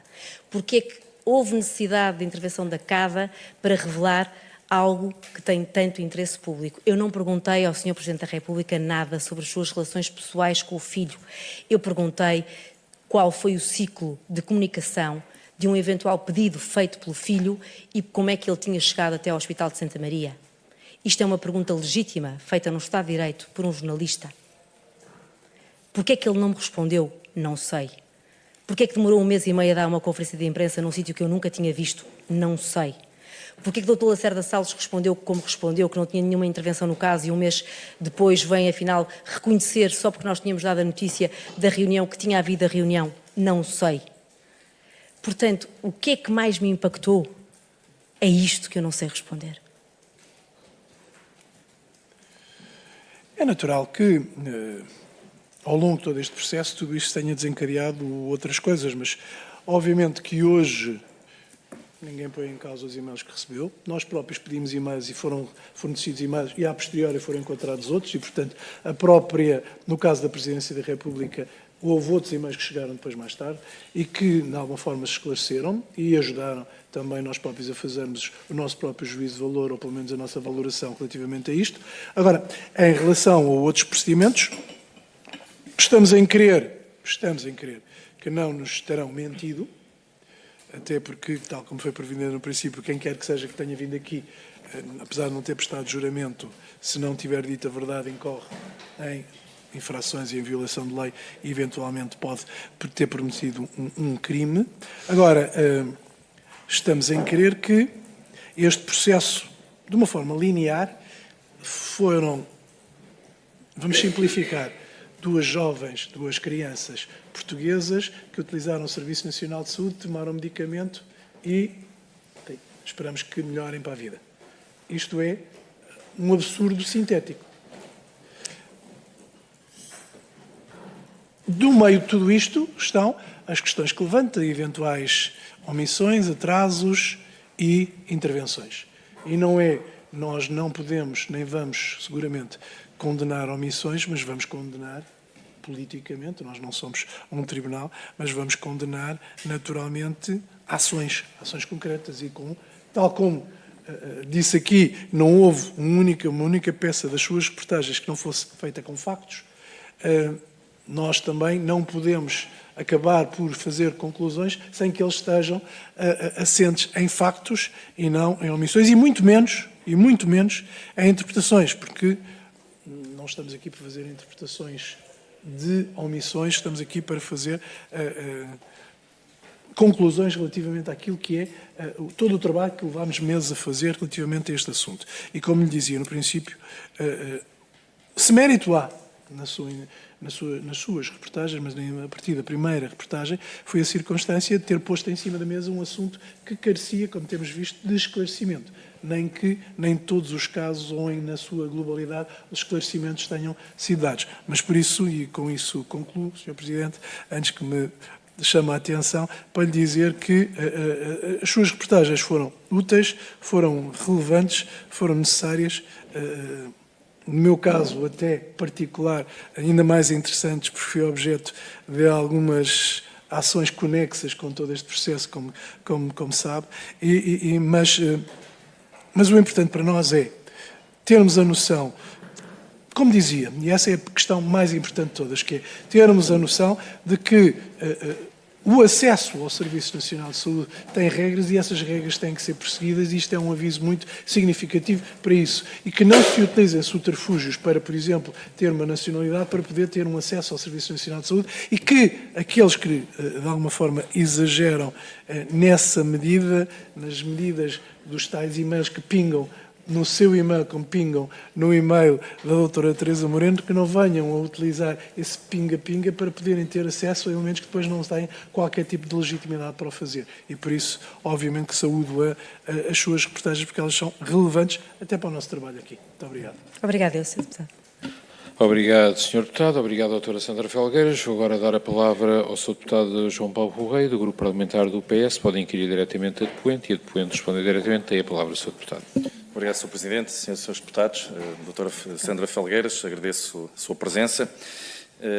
Começaria por aquilo que terá sido a motivação para que a mãe das crianças entrasse em contacto com a esposa do Nuno Rebelo de Sousa e, a partir daí, o próprio Nuno Rebelo de Sousa desencadeasse um conjunto de, vou-lhe chamar, diligências e ações junto de várias entidades, não só particulares, como o Hospital Lusíadas, como também órgãos de soberania. Terá sido unicamente a necessidade, a vontade de procurar um novo medicamento, ou seja, uma nova esperança para as duas crianças, o que me parece que é absolutamente legítimo e natural que uma mãe o queira fazer, ou, para além disso, como também foi divulgado numa peça da TVI, que houve um acordo, um suposto acordo, entre a mãe das crianças e a seguradora, a AMIL, para que fosse gerada uma poupança com o tratamento das crianças em Portugal. Sr. Deputado, muito obrigada mais uma vez, obrigada pela sua questão. Eu não sei, nem vou especular sobre as motivações que levaram a mãe. Tenho naturalmente conclusões que são minhas, mas as minhas opiniões não são para aqui chamadas. E não querendo deixar de responder à sua pergunta, tenho que lhe dizer isto. O interesse sempre desta investigação não foi o que é que a mãe fez, deixou de fazer e porquê. O interesse foi perceber como é que os órgãos de soberania se comportaram face ao pedido da mãe e a todos os expedientes que ela utilizou, legítima e legitimamente, para chegar ao objetivo que era receber os Zolgensma em Portugal. Ora, o que nós noticiámos sobre a seguradora e o tal acordo a que se refere, até veio de algo que julgo que terá sido a deputada Joana Mortágua que aqui mostrou, de uns documentos que envolviam a seguradora, o Sr. Deputado António Rodrigues também, e que nós fomos consultar o resto do processo. Não é? E no resto do processo, de facto, havia um acordo inicial.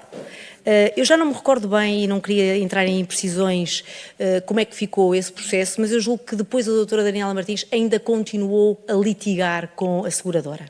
Razão pela qual não me permite neste momento dizer que possamos estar em condições de garantir factualmente, com os dados que temos em cima da mesa, que o objetivo fosse poupar à seguradora, eu julgo que era aí que o Sr. Deputado queria chegar, poupar à seguradora através de um tratamento gratuito em Portugal. Porquê? Porque nós não tínhamos nenhuma evidência de que tenha sido essa a motivação. Não quer dizer que os senhores não tenham ficado com indícios disso, por vários fatores que já fomos demonstrando e que os senhores foram apurando. Mas a nossa investigação aliás, isso não é a nossa investigação. Foram vocês aqui que chegaram a essa conclusão e nós só chegamos ao processo em si para tentarmos perceber o que é que estava nesse processo. Agora, que factualmente a seguradora poupou, pelo menos este dinheiro poupou. Agora, Sr. Deputado, não se esqueça de uma coisa, que é muito importante. Quando a Sra. Ministra da Saúde veio cá dizer na semana passada que um critério sine qua non para este tratamento era a residência em Portugal, eu pergunto-lhe onde é que estão estas crianças? Sabe desde quando? Elas estão no Brasil desde janeiro de 2023. Eu fiz esta reportagem em novembro de 2023. Elas não foram lá passar umas férias, elas voltaram a casa. E na casa onde estão, elas continuam a receber tratamentos pagos pela seguradora. Portanto, o gasto para a seguradora não terminou. E a ser verdade o que a mãe vai comentando nas redes, até já haverá outro medicamento que ela também pretende. Portanto, nós poderemos, se quisermos, aventarmos muitas motivações, mas eu não posso especular, não posso ajudá-lo nessa sua pretensão e, além do mais, como lhe disse de início, ou como disse esta comissão de início, o meu objetivo nunca foi perceber se havia aqui conluios entre seguradoras e mães ou pais. O objetivo era aferir efetivamente que intervenção tiveram os órgãos de soberania neste caso. Obrigado. Esta questão da seguradora e uma possível poupança através do Zolgensma no Serviço Nacional de Saúde foi colocado em cima da mesa pela mãe das crianças, quando falou até de um suposto acordo com a seguradora e de uma poupança que ronda os 5 milhões de euros. Foram os valores que foram avançados pela mãe na altura. Não inventamos aqui nenhuma pista. A própria mãe deu a pista para que a Comissão de Inquérito procurasse saber se, de facto, o Serviço Nacional de Saúde foi ou não foi usado para gerar uma poupança a uma seguradora privada.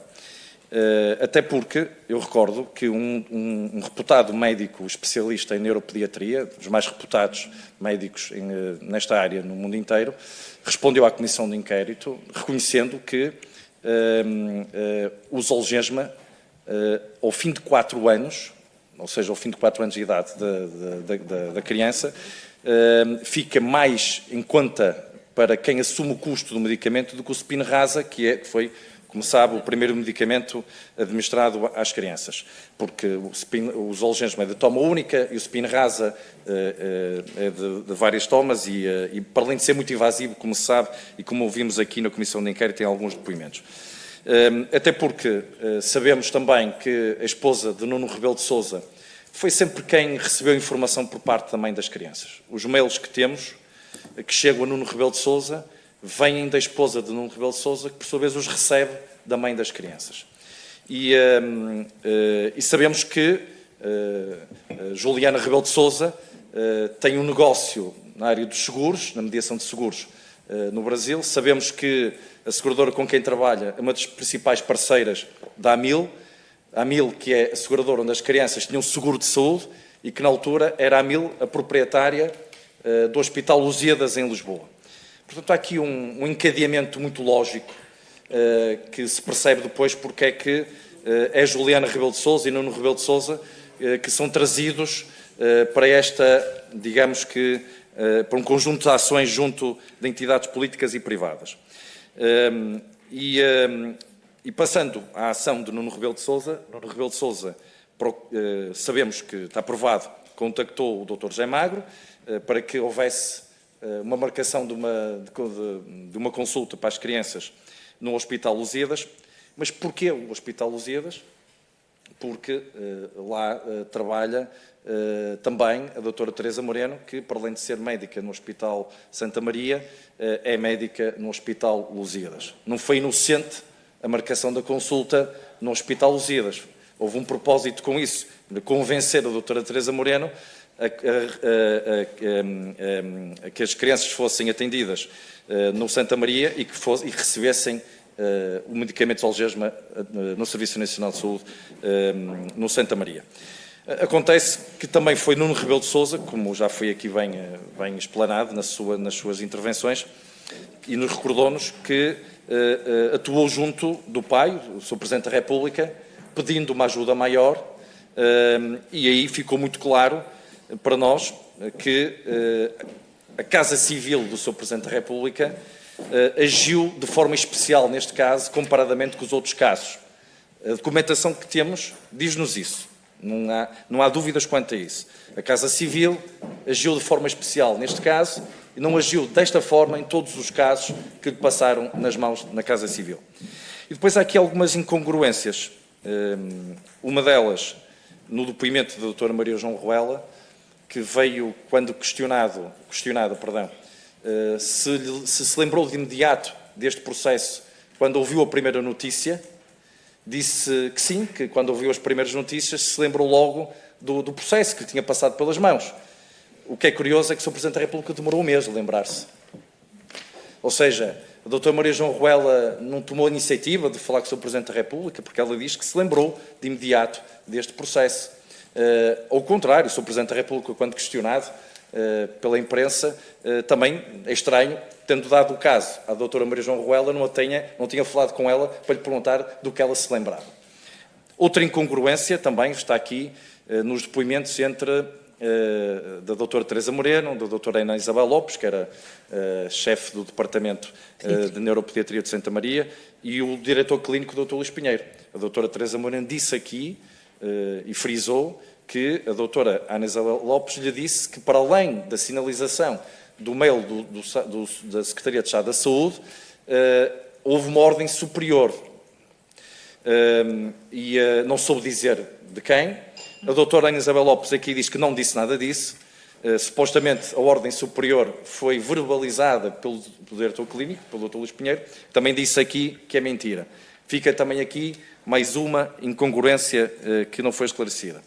Questionamos o Dr. Luís Pinheiro sobre se a decisão da marcação das consultas das crianças foi se os médicos envolvidos cederam a uma interferência política para a marcação das consultas ou se foi um ato médico. Porque os médicos têm o poder legal de decidir se devem ou não devem marcar as consultas. E o Dr. Luís Pinheiro disse aqui que a decisão da marcação das consultas foi um ato médico, independentemente do mail que foi enviado da Secretaria de Estado da Saúde para a doutora Ana Isabel Lopes, como disse, chefe de departamento do Santa Maria.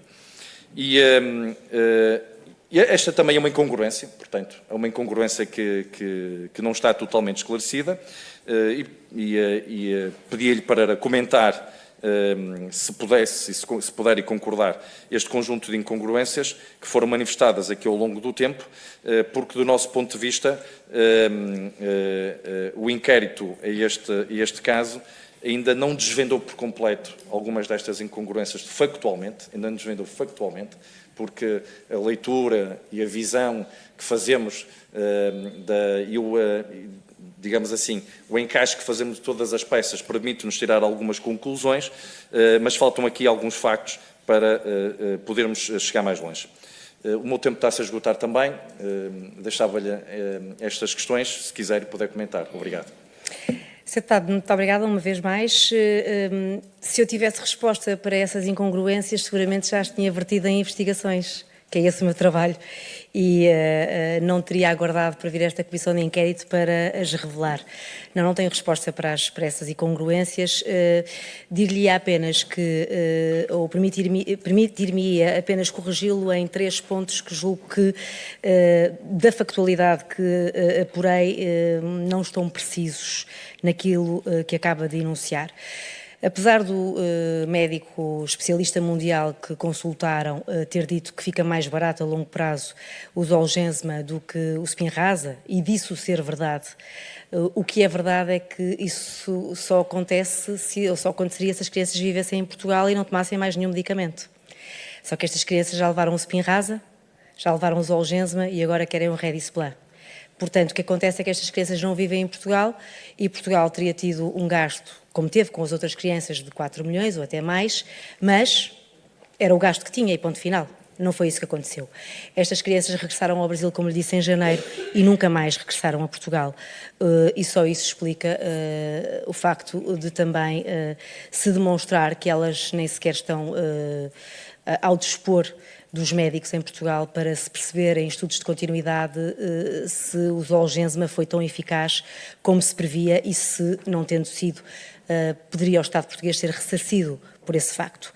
Depois, o que dizem em relação à seguradora são obviamente incongruências, foram todas elas levantadas aqui na Comissão de Inquérito, nenhuma delas fez parte da nossa investigação, só foram apuradas por nós mais tarde e, como lhe expliquei, depois de vocês aqui terem levantado a ponta do véu por documentação que foram apontando e pelas próprias declarações que a Daniela Martins aqui também prestou, salvaguardando eu que os senhores terão notado que esta senhora já apresentou 4 versões diferenciadas para tudo aquilo que temos vindo a explorar até ao momento, mas eu diria que tudo isso é matéria criminal, Sr. Deputado. Eu espero, com os meus meios, não sei se os senhores terão outros meios que lhes permitam chegar mais longe, eu com os meios que tenho não consegui chegar mais longe para perceber se efetivamente houve aí uma teia de negócios que tenha estado por detrás deste favor que Nuno Rebelo de Sousa pediu ao pai. E se foi um negócio, se não foi um negócio, eu não posso especular, só posso dizer-lhe aquilo que nós sabemos, e o que nós sabemos é tudo aquilo que já revelámos, e não posso acrescentar mais uma vírgula.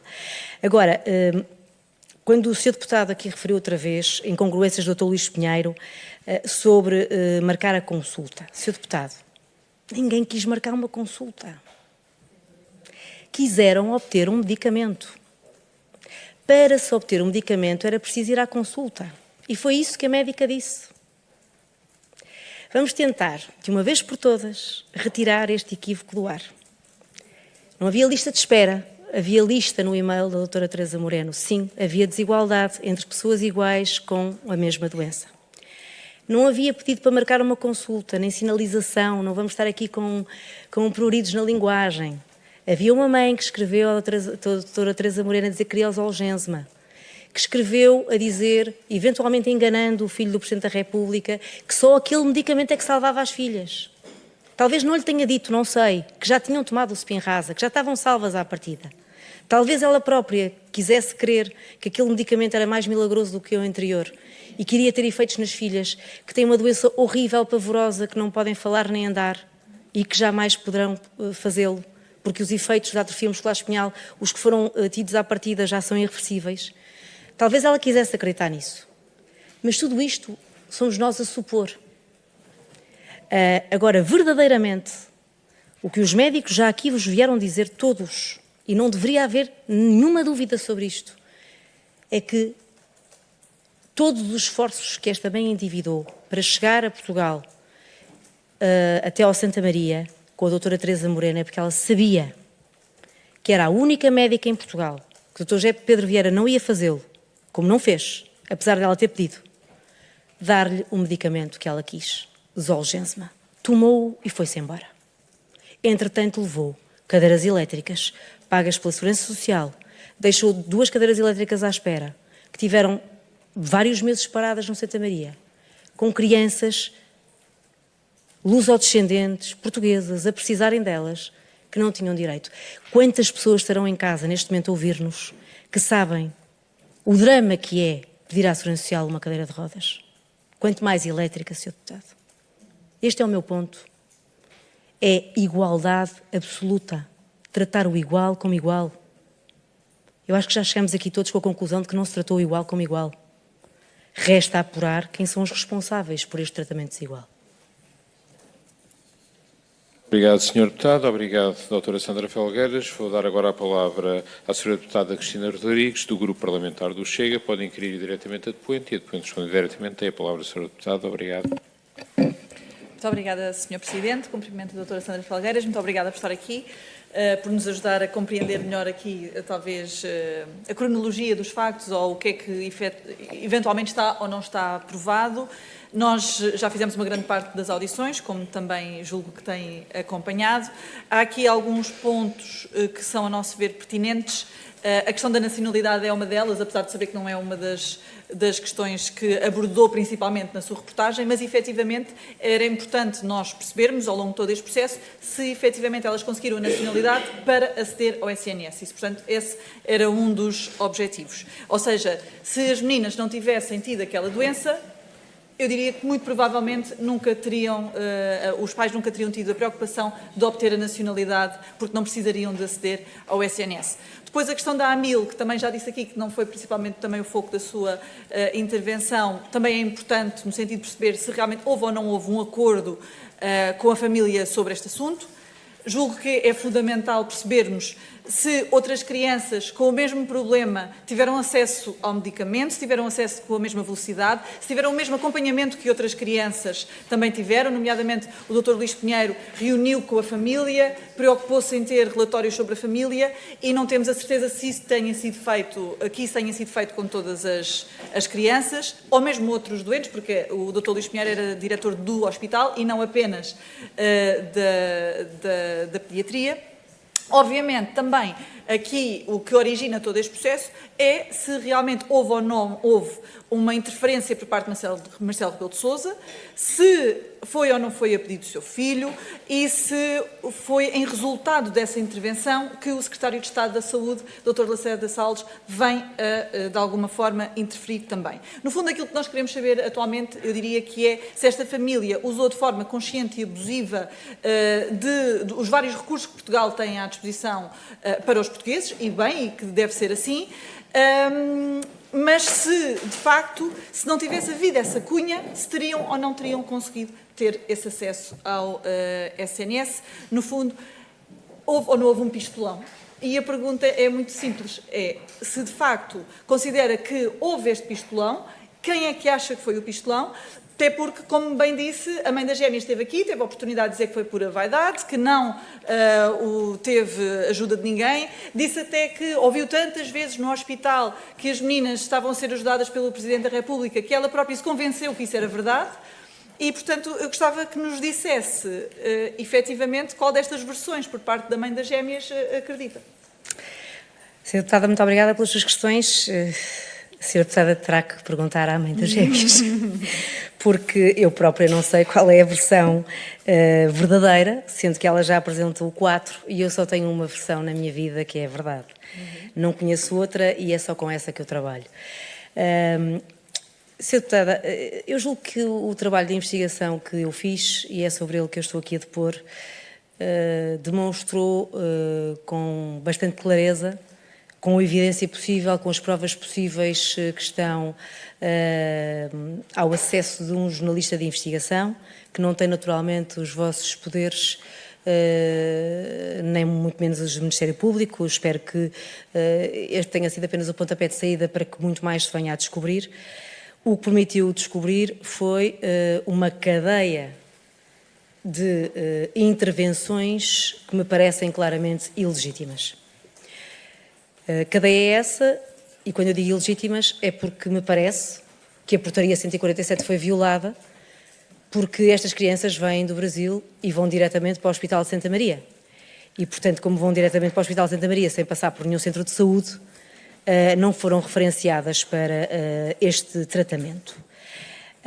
Essa cadeia começa na mulher de Nuno Rebelo de Sousa, Marcelo Rebelo de Sousa, Frutuoso de Melo, Maria João Ruela, Lacerda Salles, Hospital de Santa Maria, Dr. Luís Pinheiro, Ana Isabel Lopes, Teresa Moreno. Esta é a cadeia. Quem fez o quê com que pormenores? A Sra. Deputada tiveram a oportunidade de perguntar aos próprios. Terão de interpretar também os senhores o que depreendem das respostas que vos foram dadas. O que eu posso acrescentar a este respeito é que ficou evidente para mim, daquilo que também a mãe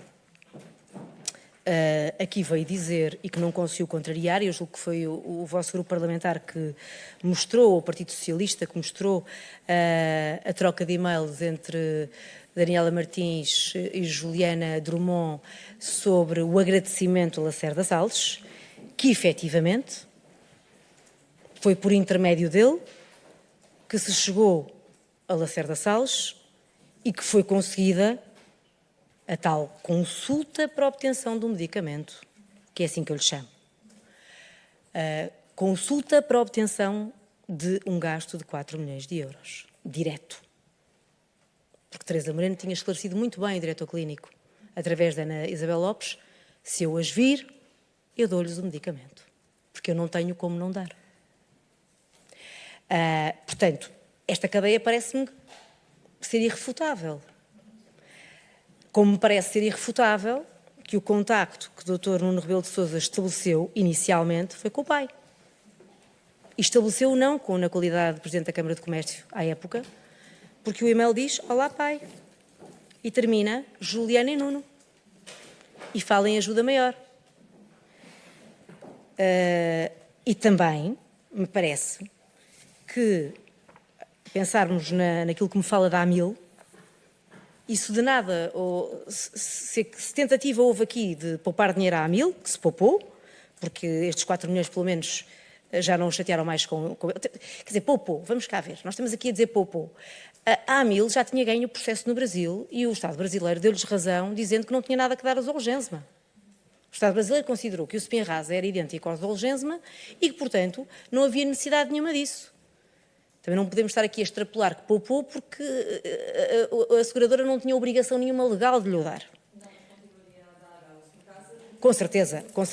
Mas repare, Sra. Deputada, ao que julgamos saber, ainda hoje continua a pagar outro tipo de tratamentos, porque não deixa de ser a seguradora, e estas crianças continuam a viver no Brasil, vieram cá uma temporada. Agora, como eu lhe disse, esta intervenção começa algures entre a mãe das crianças, Juliana Drummond e Nuno Rebelo de Sousa, passa para o pai, que passa para a Casa Civil, que passa para o Governo, e depois há a reunião entre Nuno Rebelo de Sousa e Lacerda Salles, mas No dia seguinte, a Nuno Rebelo de Sousa escrever o e-mail ao pai, ele escreve a José Magro, que é a pessoa que serve de ponte para os Lusíadas, a dizer: não te preocupes que eu já escalei o problema. Portanto, eu julgo que o problema, que era ter uma consulta com a doutora Teresa Moreno para que ela referenciasse para um centro de saúde e depois entrassem no Serviço Nacional de Saúde, ficou resolvido com o e-mail para o pai. Não sei se lhe respondi. Respondeu sim, obrigada. Não sei se já fez alguma referência, julgo que já fez uma referência a este ponto, mas se pudesse esclarecer um pouco mais. O que é que acha que levou Nuno Rebelo de Sousa, ou mesmo a mulher de Nuno Rebelo de Sousa, a ajudar esta família que, aparentemente, só terão conhecido já com portanto, as gêmeas já com o diagnóstico feito? Porquê é que houve tanta... Aliás, no e-mail, no inicial que diz Olá Pai, diz que estamos absolutamente comprometidos a ajudar esta família. O que é que leva a este tal nível de compromisso? Não faço a menor ideia. Nem me permite especular. Sim. Não podia ter alguma suspeita, eventualmente, de ter a ver com... De alguma forma, Nuno Rebelo de Sousa ser um facilitador de negócios, até porque há uma outra situação, uma notícia paralela relativamente à Santa Casa da Misericórdia e que eventualmente poderia, numa visão mais...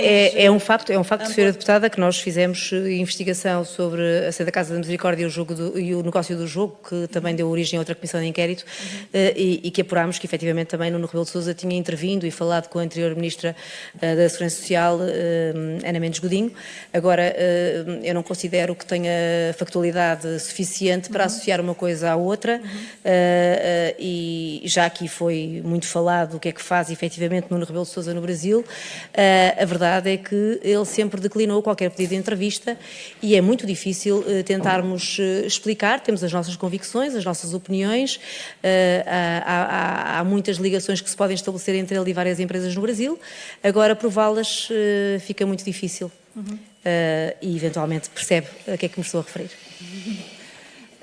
Relativamente à questão, os primeiros contactos que houve com o Presidente da República, falou há pouco que Nuno Guedes foi a pessoa que recebeu o primeiro contacto por parte do Presidente da República. Eu não sei se percebi bem, é possível que eu não tenha percebido e por isso gostava que esclarecesse, se neste primeiro contacto o Presidente da República disse que de facto se lembrava da situação, mas que ia ter que a verificar, ou no primeiro contacto ele disse que não se lembrava de nada logo. No primeiro contacto com o meu colega Nuno Guedes, que não se encontra neste momento no país, mas com o qual tive a oportunidade de falar antes de ir para aqui para ter a certeza absoluta do que lhe foi dito, o Presidente da República, sem nunca ter sido contactado por nós sobre este tema, diz-lhe que sabe que nós estamos a tratar deste tema, sabe os contornos do tema, recorda-se do tema, sabe que o tratou como todos os outros temas relacionados com a atrofia muscular espinhal, enviando para o Governo, para que o Governo agisse em conformidade, e que também lhe disse que de qualquer das formas iria perguntar à Casa Civil efetivamente o que é que tinham para lhe responder com mais precisão. Foi isto que ele disse. Mas depois então, numa segunda fase, terá dito que não se lembrava? Não, Sra. Deputada, não há provavelmente uma contradição. Há um mais do mesmo.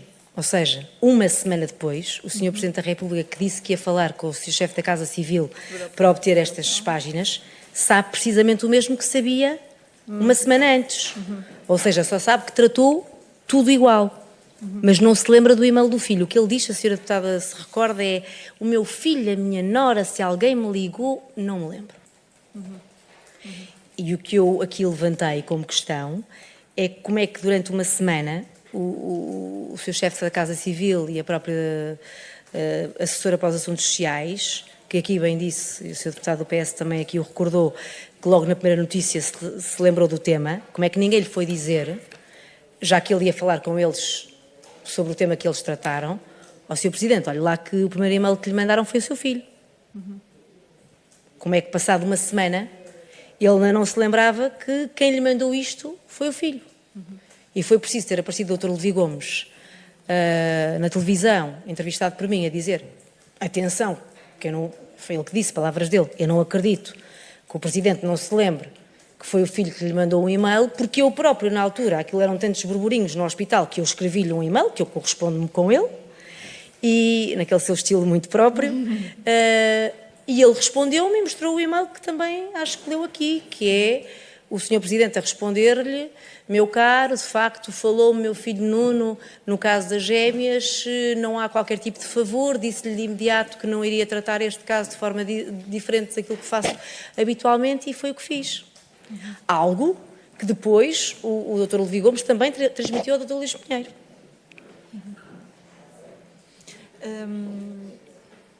Outra das contradições que nós temos aqui encontrado diz respeito à questão dos OKs necessários que a mãe das gêmeas disse que teria até ao mais alto nível. Depois temos a doutora Teresa Moreno, que disse de uma forma muito explícita que recebeu 3 contactos telefónicos, sempre da doutora Ana Isabel Lopes. Primeiro a indicar-lhe que teria que marcar a consulta, depois a indicar-lhe que teria que marcar a consulta e fazer o tratamento, por ordem do Secretário de Estado, e depois que até seria alguém acima do Secretário de Estado. Por sua vez, o Dr. Luís Pinheiro diz que é falso, que nunca deu essa ordem e que, inclusivamente, nem sequer nunca disse que teria que ser marcada a consulta. Isso foi uma coisa da decisão da doutora Teresa Moreno, enquanto médica das crianças. Aquilo que eu lhe queria perguntar é, do conhecimento que tem, obviamente, do caso, se acha que a doutora Teresa Moreno e mesmo a doutora Daniela Martins, de alguma forma, porque ela própria assumiu que tinham todos os OKs, tinham aqui alguma razão para mentir, ou se consegue explicar a razão de haver esta incongruência, digamos assim? A única coisa que eu lhe consigo dizer a esse respeito, Sr. Deputado, é aquilo que decorre das reportagens que fizemos. Ou seja, a doutora Teresa Moreno expressou, dentro do Hospital Santa Maria, em frente a todos os colegas, o seu desconforto perante a situação que a estava a irritar, de não poder tratar como igual todos os casos que lhe estavam a chegar. Tendo consciência que era um custo demasiadamente grande para o hospital suportar, com todas as carências que o Hospital Santa Maria tem, e sobretudo a área de neuropediatria tem, que não sei se os senhores deputados conhecem, mas que se visitassem ficariam impressionados. E, portanto, o que a doutora Teresa Moreno faz é o que me parece ser aquilo que qualquer profissional faria perante uma situação destas, que é: eu tenho aqui uma caixa de Pandora aberta, o Governo decidiu, perante o Governo anterior, Sim. que com o mediatismo todo criado em torno da bebé Matilde, decidiu, foi o único Governo da Europa que decidiu, que pagava o medicamento. Apesar da família já ter reunido o dinheiro do crowdfunding para pagar o medicamento. Pagava. Mas quem pagava no final da linha era o Hospital Santa Maria. E a médica fica com o passo. Não vou tratar só estas, não é? E é aí que eu não compreendo porque é que o Dr. Luís Pinheiro diz o que diz, atua como atua, ele é erguido neste processo, talvez por isso. A verdade é que ele a mim disse-me que não se lembrava de carta nenhuma. E é isso que leva o Dr. Levi Gomes a dar uma segunda entrevista e a dizer: eu recordo-me perfeitamente da animosidade, da intensidade com que aquela conversa decorreu, com o Dr. Luís Pinheiro quase aos gritos a pôr-nos porta fora ou nós a sermos porta fora, porque ele dizia que nós não tínhamos nada a ver com o dinheiro, que o dinheiro não era o problema nosso, nós tínhamos é que tomar decisões. Eu nunca percebi da parte dos médicos que houvesse vontade em tratar, porque eles perceberam, eles intuíram, não tinham a certeza dos factos, mas era algo que eles não deviam fazer. Porquê? Porque violava a portaria 147, porque violava o seu código deontológico e porque acima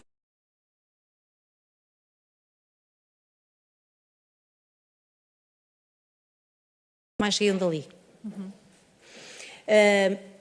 E é este desconforto, Sr. Deputada, que eu lhe posso relatar. Agora, porquê é que ele acontece?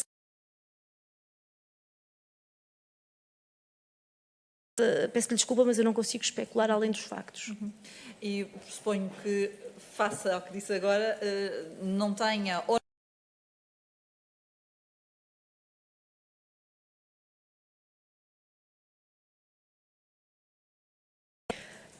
Sr. Deputado, eu julgo que já respondi a essa questão. Eu sou muito clara e muito assertiva nas afirmações que presto. Traçamos uma linha cronológica, volto a repetir, Começa em Daniela Martins, Juliana Drummond,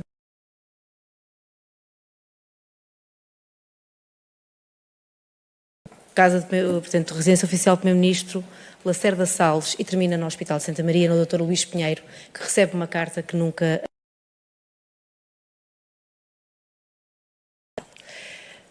depende de quem é que a senhora deputada pensa que é mais importante nesta escala. Considera que o responsável político máximo aqui é o Presidente da República, Marcelo Rebelo de Sousa? Deixo essa pergunta à sua consideração.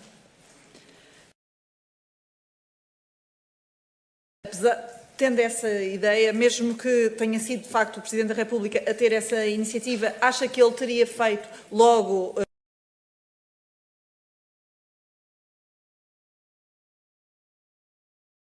Secretário de Estado Lacerda Salles, ou no meio há mais alguém? Não faço a menor ideia, se houvesse mais alguém, eu saberia. Há uma coisa que eu gostava de lhe dizer, eu não sei, eu julgo que os seus deputados já leram e releram várias vezes este dossiê de Belém, em que estão aqui vários e-mails, portanto não é uma coisa que Belém se possa esquecer facilmente, mas uma das respostas que Nuno Rebelo de Sousa dá a Maria João Ruela sobre este tema das gêmeas, e do qual nós não podemos provar, porque eu imagino que este e-mail que eu vou ler agora se reporta a um telefonema. Depois de Maria João Ruela ter dito, o seu pai disse-me para falar consigo sobre esta questão, ele diz-lhe: olá Maria João, boa tarde, falei com o meu pai há pouco, ele confirmou-me isso mesmo. Obrigada pela ajuda, Maria João, 3 pontos de exclamação. Portanto, se lermos com atenção esta sucessão de e-mails, percebemos que não houve apenas um e-mail para o pai.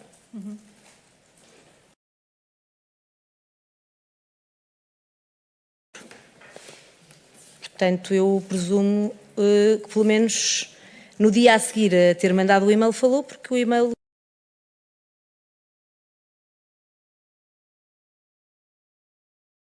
Dizer-vos mal, é 21 de outubro. É 21, são ambos de 21. Sim, o que eu quero dizer é, pelo menos, entre uma coisa e outra, tem que haver tido um...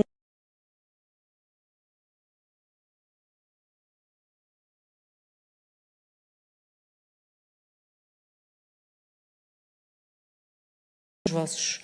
O que é que aqui foi falado? Se houve mais telefonemas, se não houve mais telefonemas, o segredo a Deus pertence. Já.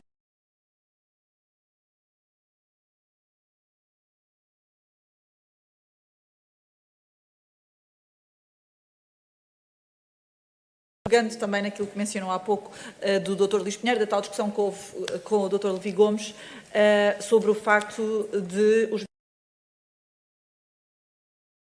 Ou seja, não são eles que têm de se preocupar com os valores que estão inerentes aos tratamentos, têm é que...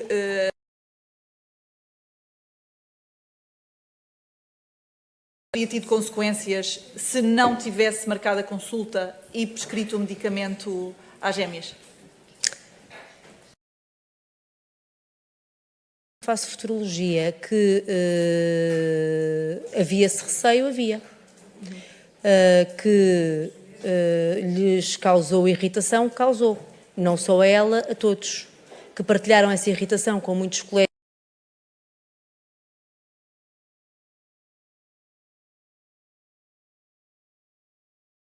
Proteger, ela escreve em todos os documentos relativos a este caso, que o faz por indicação do Secretário de Estado,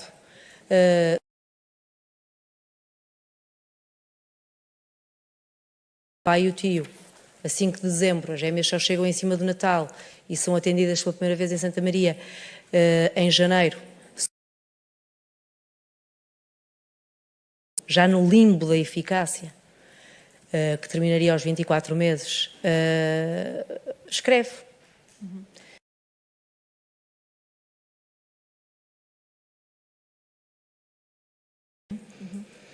Eu não sou médica, não sei aferir que consequências é que são essas, sei constatar os factos e os factos eram estes.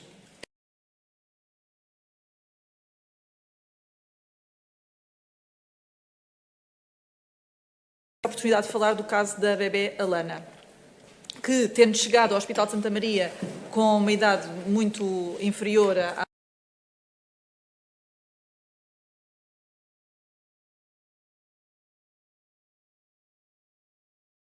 queria-lhe perguntar se, durante a investigação que fizeram, para além do caso que falou hoje também do bebé Miguel, se encontrou que, pelo menos em abstrato, pudessem ter acesso ao Zolgensma e, por alguma razão, não foi esse o caminho Noticiamos. Para além do caso da Bebé Helena, há 6 que estão no e-mail da doutora Teresa Moreno, à qual ela não respondeu. conhecimento exatamente de quem Pois, é que... pois será ou não. nem eu tenho conhecimento. Sei que ela tinha 6 que, julgo não, se agora a memória não me falha, um deles é luso-canadiana. Sim, é a bebé Daniela. E julgo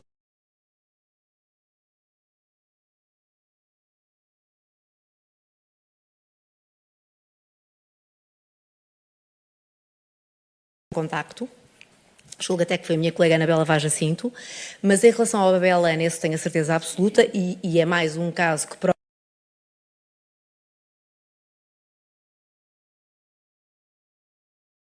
explicar. A bebé Helena não teve o Zolgensma e não tem o Zolgensma, tem o Spinraza. Mudaram. Em primeiro lugar, já ela fez o teste do pezinho, portanto ela foi mesmo recém-nascida. A existência da doença, portanto nela o tratamento do Spinraza seria absolutamente eficaz, como pelos vistos está a ser, tanto que parece que a mãe nem está muito interessada a seguir.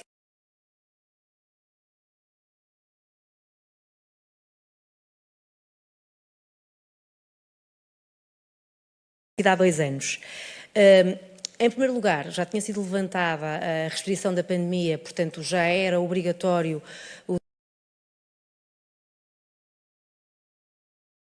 euros num medicamento, algo que levou a doutora Ana Paula Martins, na altura, a pedir essa autorização e que não tinha chegado. Uma das pessoas que credibilizou a informação das meninas do Presidente e de haver esse rumor nos hospitais foi ela própria, nessa entrevista. Depois, além de já, ou seja, essa autorização não chegou, como essa autorização não chegou, ao que sabemos, o que, como disse o Sr. Deputado João Paulo Correia, na prática pode vir a ser mais caro, mas aqui entramos, não é? A autorização, os medicamentos hoje em dia podem ser tidos com a mesma eficácia e eventualmente está o Santa Maria a gastar mais dinheiro do que o que em Portugal e dependendo dos anos de vida, não é? Isto vai dependendo dos anos de vida da criança, de 4 em 4 meses, não sei se me falha a memória, mas julgo que são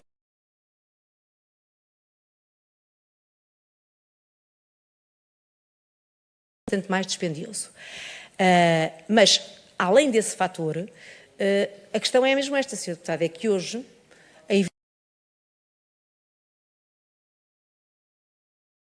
pela evidência clínica não há razões para dar o Zolgensma.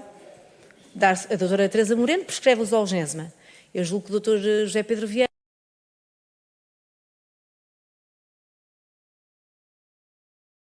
aqui, o que eu sei do nosso trabalho é que havia abordagens clínicas diferentes para a mesma doença, no Estefânia e no Santa Maria.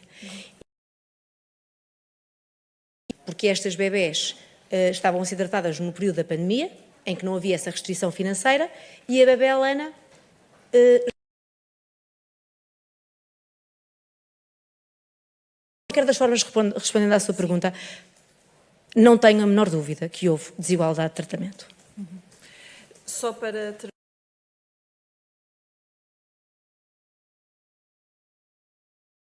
hoje também já o fez, gostava de lhe perguntar, bom, há uma causa direta, não é? Ou seja, consegue imputar as ameaças a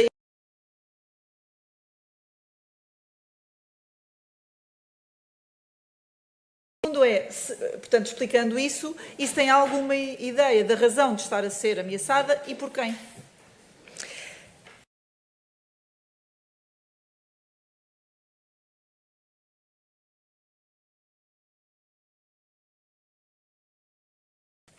Poucos dias mais tarde, estava a entrar para o telejornal ao lado do meu colega José Alberto Carvalho, que praticamente presenciou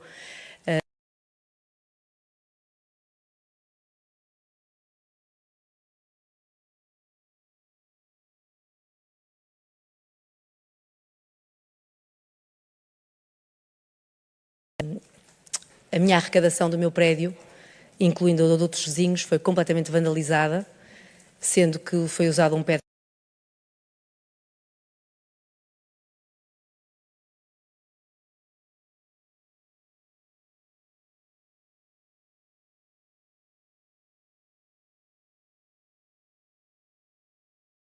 foi roubado. A única coisa que foi retirada da arrecadação foi o colchão da minha filha e foi colocado fora. A arrecadação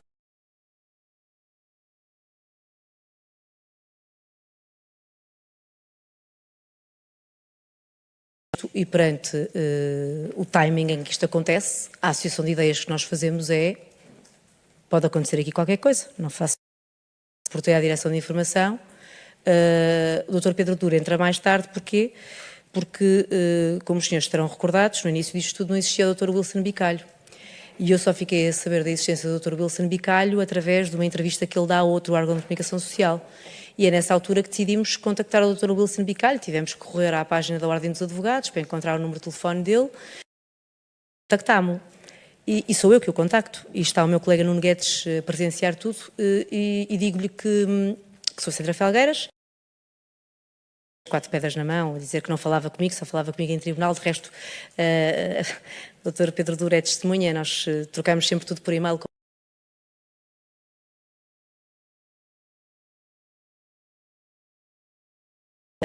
Portanto, até o meu trabalho jornalístico nesse aspecto era limitado pelo facto de não haver contraditório para nós e depois haver sucessivas entrevistas da mãe aqui e ali, sem que nós pudéssemos confrontá-la com factos que íamos apurando.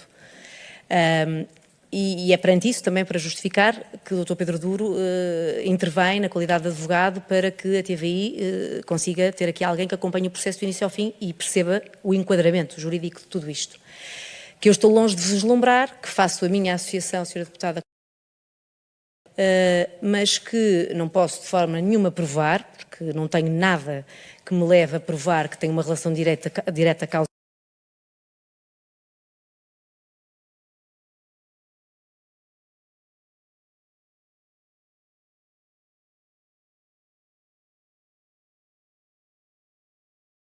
O Wilson Bicalho me recebe com 3, 4 pedras na mão.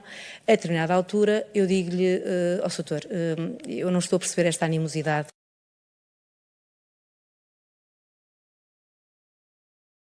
Do outro lado, ouço uma gargalhada imensa e uma resposta que é: ainda bem. Eu confesso que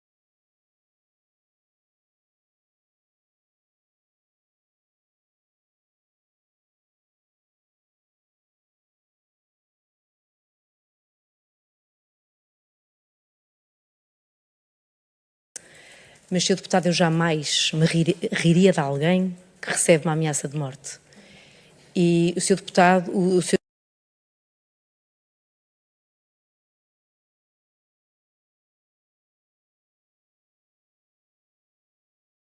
ou não de órgãos de soberania no Serviço Nacional de Saúde.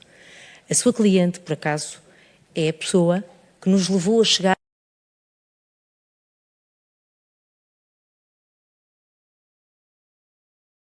Eu percebo que estejam muito incomodados, mas tente colocar-se do meu lado, daquilo que é.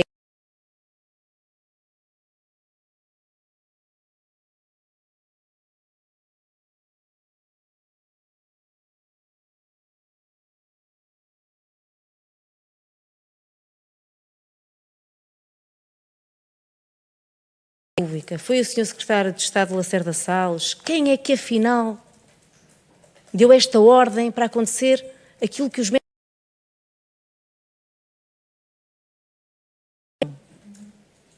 Foram os médicos que falaram em Cunha e foi a mãe que falou em Pistelão. Portanto, isto são evidentes.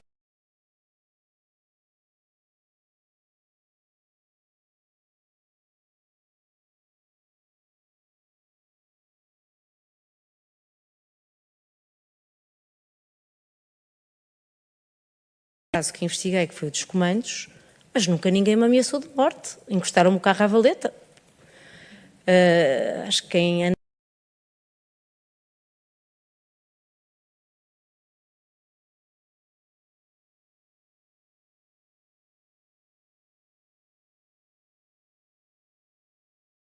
em Portugal. Depois o meu colega Nuno Guedes andou a investigar o pai das gêmeas e havia uma série de ligações do avô.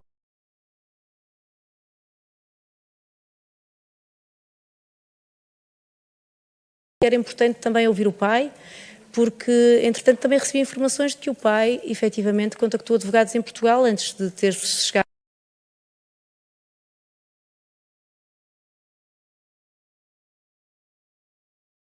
a consulta. Portanto, é tudo o que lhe posso adiantar.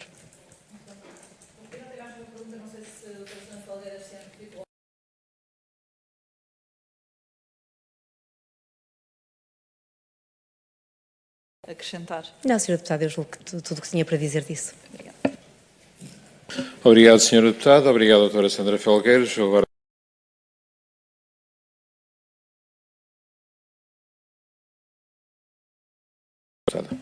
Muito obrigada, Sr. Presidente. Antes de mais, agradeço à doutora Sandra Felgueiras não só a clareza com que nos prestou aqui hoje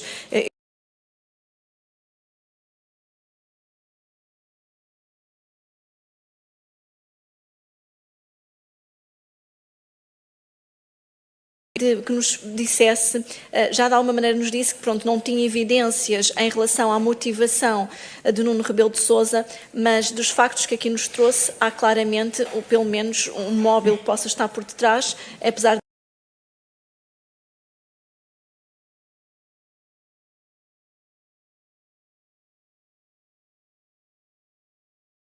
algum benefício financeiro com este favor que pediu, que alegadamente pediu ao pai, e também, não sendo possível para a seguradora e a religação da própria esposa à seguradora, se pelo menos o mesmo terá atuado como lobista. Sra. Deputada, indícios temos os mesmos que os senhores deputados têm todos. Nunca conseguimos prová-los. Mas à partida, e até das suas palavras, daquilo que foi todo o processo da seguradora, poder-se-á retirar, evidentemente, que a seguradora pelo menos terá tido, ainda que não seja um benefício financeiro, certamente um prejuízo financeiro não teve a quando desses factos. A doutora Sandra Felgueiras também nos falou há pouco das dificuldades que teve em aceder, do ponto de vista administrativo, a este processo, e por aquilo que percebemos, houve também elementos que à partida terão desaparecido no decurso do processo, como também nos contactos que pôde, de alguma maneira, identificar. Já nos identificou os telefonemas que, por exemplo, poderão ter ocorrido à margem das telecomunicações, mas no âmbito depois daquilo que foi todo o registro no processo, e há aqui digamos, um nó deste enlace que não foi possível descortinar no âmbito de todas estas audições, porque ninguém assume quem é que deu a ordem para a consulta. Tem algum facto, algum indício de onde é que poderá ter partido a mesma, ou também não, da investigação não nos consegue retirar esse elemento? Terei de lhe responder, como respondi agora mesmo a Sra. Deputada do Chega. Os factos que eu tenho são aqueles que expliquei. Ou seja, nós conseguimos construir e perceber que existiu aqui esta teia de contactos que começa desde o Brasil, entre a mãe das crianças, Juliana Drummond, mulher de Nuno Rebelo de Sousa, o pai, e Lacerda Salles, até chegar ao Hospital de Santa Maria. Agora, quem foi o verdadeiro responsável? Nós podemos especular, Sra. Deputada, nós podemos tentar ler nas entrelinhas, não conseguiremos, com um trabalho jornalístico apenas, desvendar todo este mistério, porque, como a Sra. Deputada já percebeu, seguramente não aconteceram apenas as comunicações que aqui estão. E também... Eu julgo que seria de facto muito interessante, há pouco estava para responder isto ao Sr. Deputado João Paulo Correia do PS, reparei com a subtileza que fez a sua cronologia, não falando em Lacerda Salles, mas eu julgo que o protagonista principal que agora poderia ajudar-nos a clarificar tudo isto é mesmo ele. se ele pudesse finalmente contar-nos como é que Nuno Rebelo de Sousa, quando ele tinha acabado de tomar posse, lhe aparece no gabinete e porquê? Quem é que lhe pôs lá? Quem é que... porque isso a gente já sabe que aconteceu, não é? Também sabemos da personalidade do Dr. Lacerda Salles, que é uma pessoa que gosta de ajudar e que é muito voluntarioso para ajudar. Talvez conseguíssemos chegar mais longe. Agora, efetivamente, esse salto que nós não conseguimos dar ainda, temos o Presidente da República a dizer que cortou relações com o filho pelo seu comportamento. Nessa conferência de imprensa, curiosamente, parecia que adivinhava o que ia acontecer.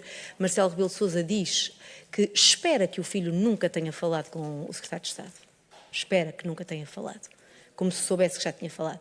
E veio só descobrir muito mais tarde que tinha falado. Mas nós não conseguimos, Sra. Deputada, a não ser por um salto de inteligência, dizer, com prova formada, que foi por indicação do Sr. Presidente da República que o filho foi recebido pela Lacerda Salles. Eu julgo que isto...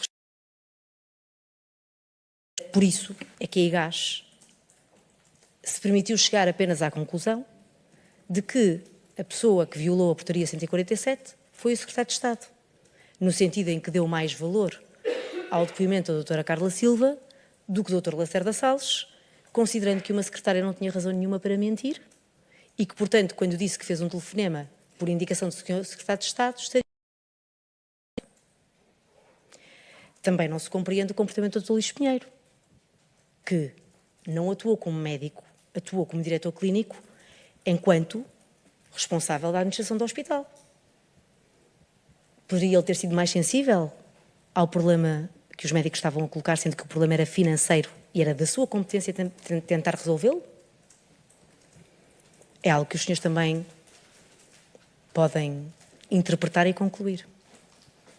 Há um dado muito importante também que referiu hoje ao longo de partilhar aqui dos seus conhecimentos e do seu depoimento, porque nós ouvimos várias vezes aqui nestas inquirições que não havia lista de espera. Mas, pelos vistos, esta lista de espera existia, não estava era registada, porque disse há pouco, e não quero também ser imprecisa, que existiam pelo menos 6 contactos de e-mail que tinham sido enviados para a doutora Teresa Moreno, ou seja, pressupõe-se que 6 casos diferentes de crianças que também precisariam destes tratamentos, independentemente depois de ser prescrito ou Zolgema ou então o outro medicamento. No fundo, podemos retirar daqui que esta lista de espera nunca tinha sido registada ou nunca tinha tido o procedimento formal no hospital que tinham os outros casos? Não, Sra. Deputada, não podemos. Passo a explicar porquê.